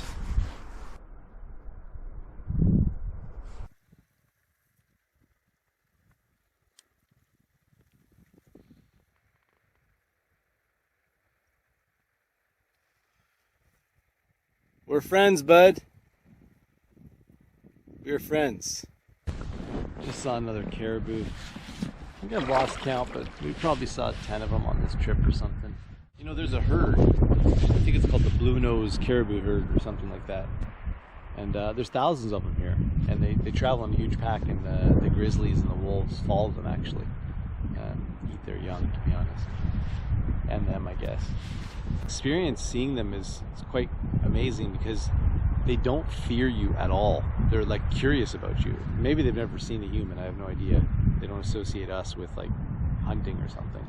Yeah, but you can have some really cool like interaction with them. Even this morning when I was shaking out my tent, it was like, hey bud, what are you doing? And I'm like, I'm cleaning my tent. He's like, do you want to fight? And I'm like, no, I don't want to fight at all. And he's like, shake that tent again and I'm coming for you. So I just shook a little bit. He was like, and then I stopped. This caribou really doesn't care either. He's just munching away. See, the thing is, they're, I wouldn't say they're aggressive, but like, everyone I've seen kind of comes closer to me. And I don't know these animals at all, but if they're anything like a moose, you know, that's not a good sign. You basically want to stay clear. They're probably 1,000 pounds. I don't know how much they weigh, but they're huge. Like, they're horses.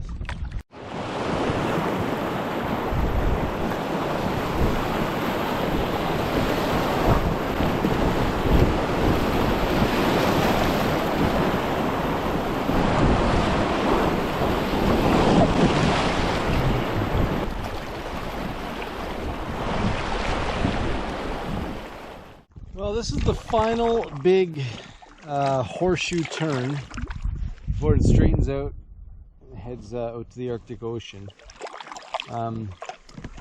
As the river braids, so what happens when it goes out, it's a river proper, and then as it gets close to the Arctic or the ocean, you know, as the tides come in and out, it ends up braiding out into a bunch of lines. It becomes really tough to actually paddle them because they're just so shallow. So I'm gonna paddle and stick to the left, or river left, because that's the closest side to Pawlatuck. And then as soon as we see that it's like really getting shallow, we'll just pack up and we'll start hiking. I don't think we can make it all the way back to Pawlatuck, but let's see what happens up here. Who knows? Maybe there'll be a bunch of people having a party. I think I woke up too early. It's 12:15. Yeah, because this is like where the locals would go fishing on the Hornaday, for example. They wouldn't come all the way, at least I don't think, they wouldn't come all the way out here. You saw it happen as you come out here. Look at that ATV. You can see the cliffs of insanity pretty much end just around this bend. And out there is the Arctic Ocean. So the only thing we need to be careful of is polar bears. Actually, I'm mostly kidding. There's not really well, there is. You can't discount the idea. There's totally polar bears, but they're generally out on the sea ice, so you don't have to worry about them too much. I know you guys can't see it because of the GoPro angle, but I see something red on the left-hand river up there. River left. Maybe another destroyed ATV. This place is so gorgeous, man. So I'm gonna stick to the left and see what it looks like up here.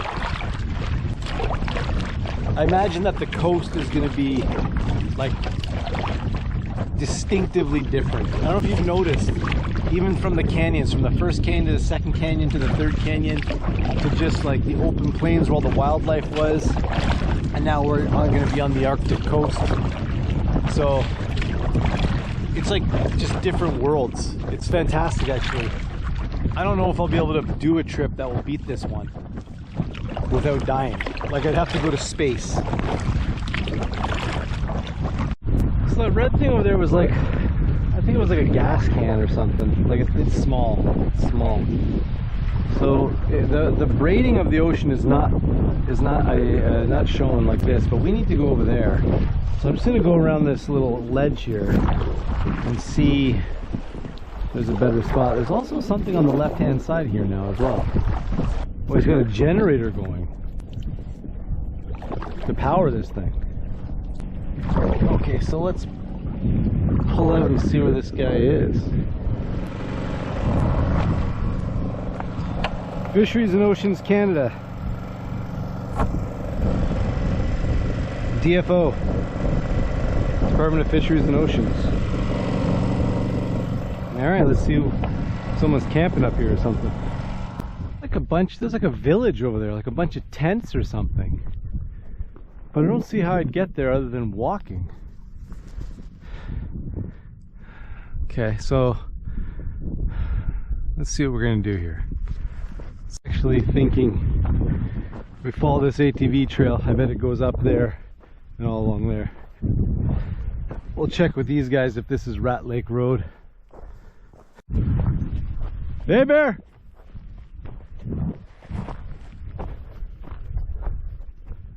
Looks like I got a welcome party waiting for me. 3 or 4 guys.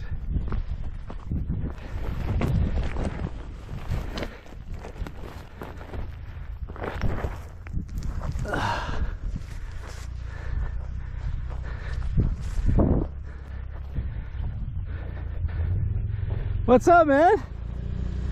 Hello. I'm Steve. Nice to meet you. My name's Hayden Green. What are you doing out here? We're doing Dixon work. We're doing the FJMC.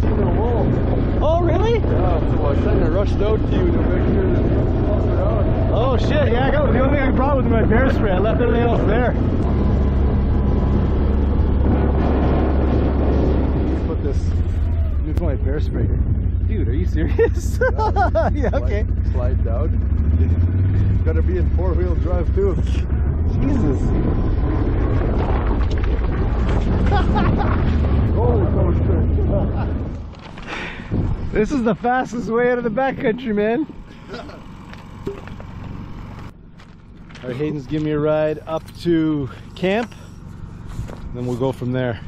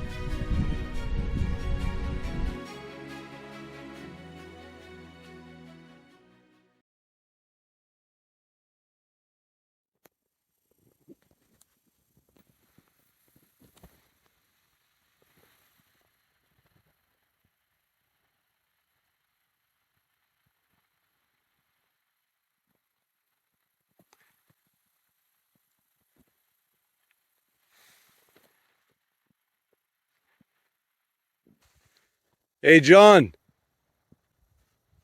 John, you're wolf and the dog.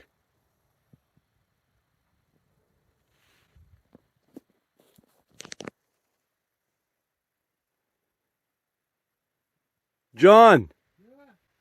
Yeah, your wolf and the dog are going to go at it. Yeah. They're about 10 feet apart. Oh, wolf's leaving right now.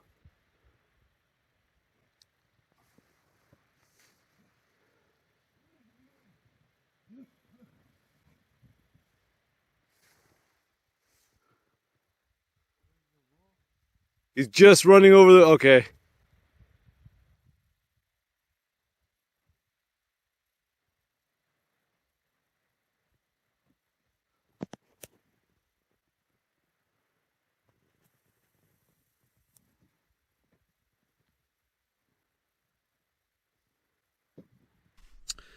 So it's actually around 4 o'clock in the morning, and I was sleeping, and I heard like a little bit of a growl outside the tent, and I was like, what's that noise? I'm like, oh, you know what, it's probably nothing.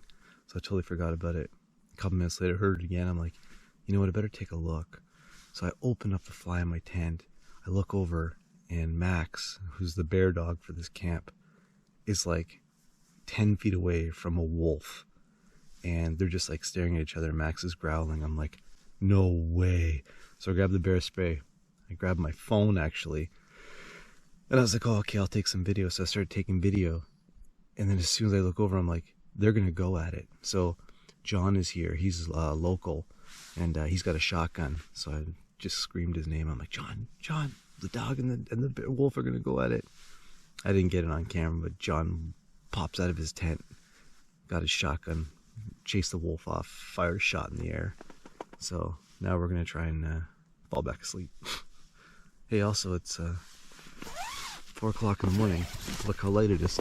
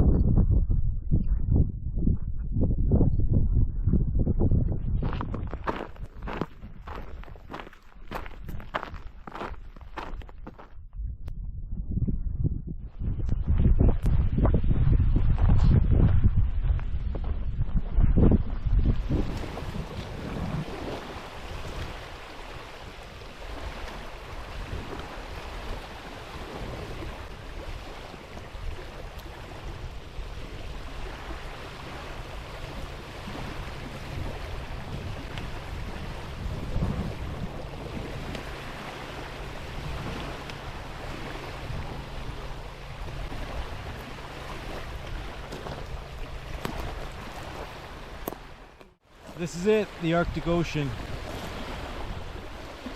Pawlatuck's 5-10 minute walk away.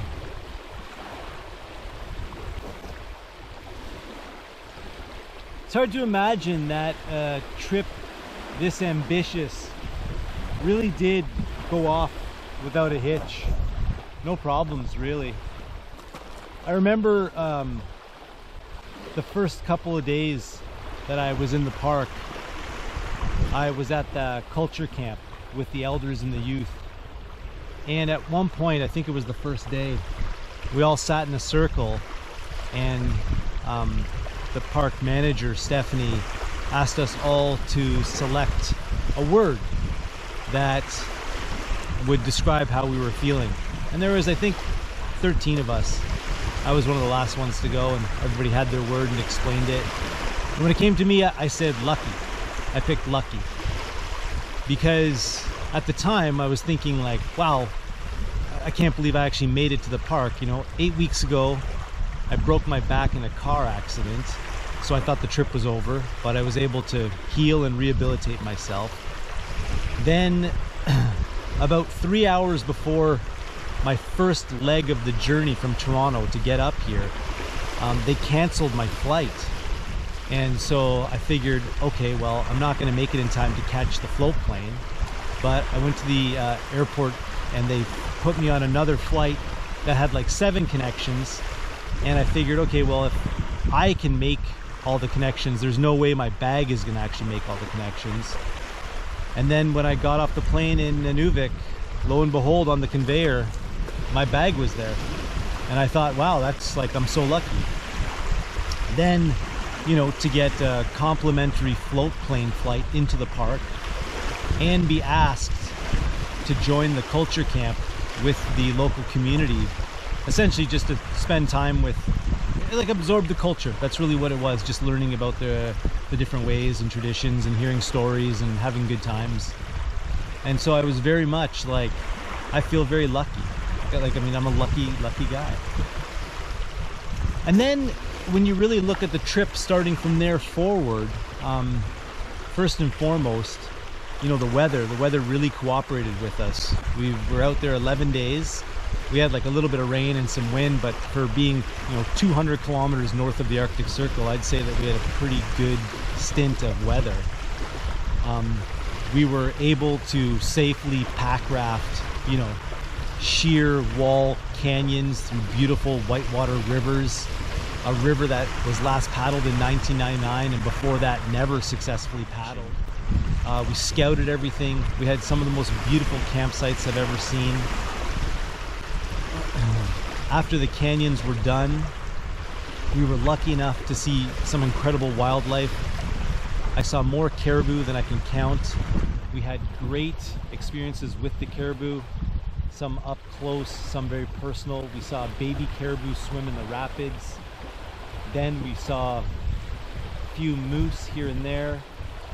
We did see a grizzly right in the grizzly corridor. It was a safe experience. We got some video, a great experience for me. And then just last night, we saw a wolf. And, you know, to see those animals, they're very elusive. I thought, wow, that's fantastic. Then on the last day at the end of Rat Lake, we bumped into Mike. And Mike was the one that I actually had dinner with. I met him the night before I left on my trip.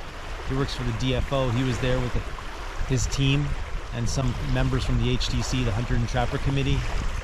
And, you know, they fed me well, had a great little safe spot to camp. And like, wow, what a coincidence. And then to finally make it to the Arctic Ocean, essentially unscathed with nothing but a bruised middle finger from dropping a friggin' rock. You know, to have all of these incredible things happen in such a short period of time, I'm not sure that luck is the way to describe it. If I had to guess what it was, I think it was the invisible string. I do. If you know, you know. There's only one last thing to do to complete the trip.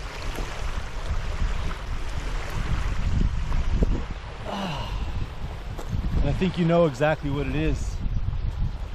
Ladies and gentlemen, I want to introduce you to the frigid waters of the Arctic Ocean.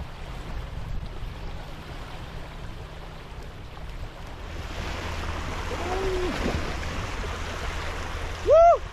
Woo! Woo!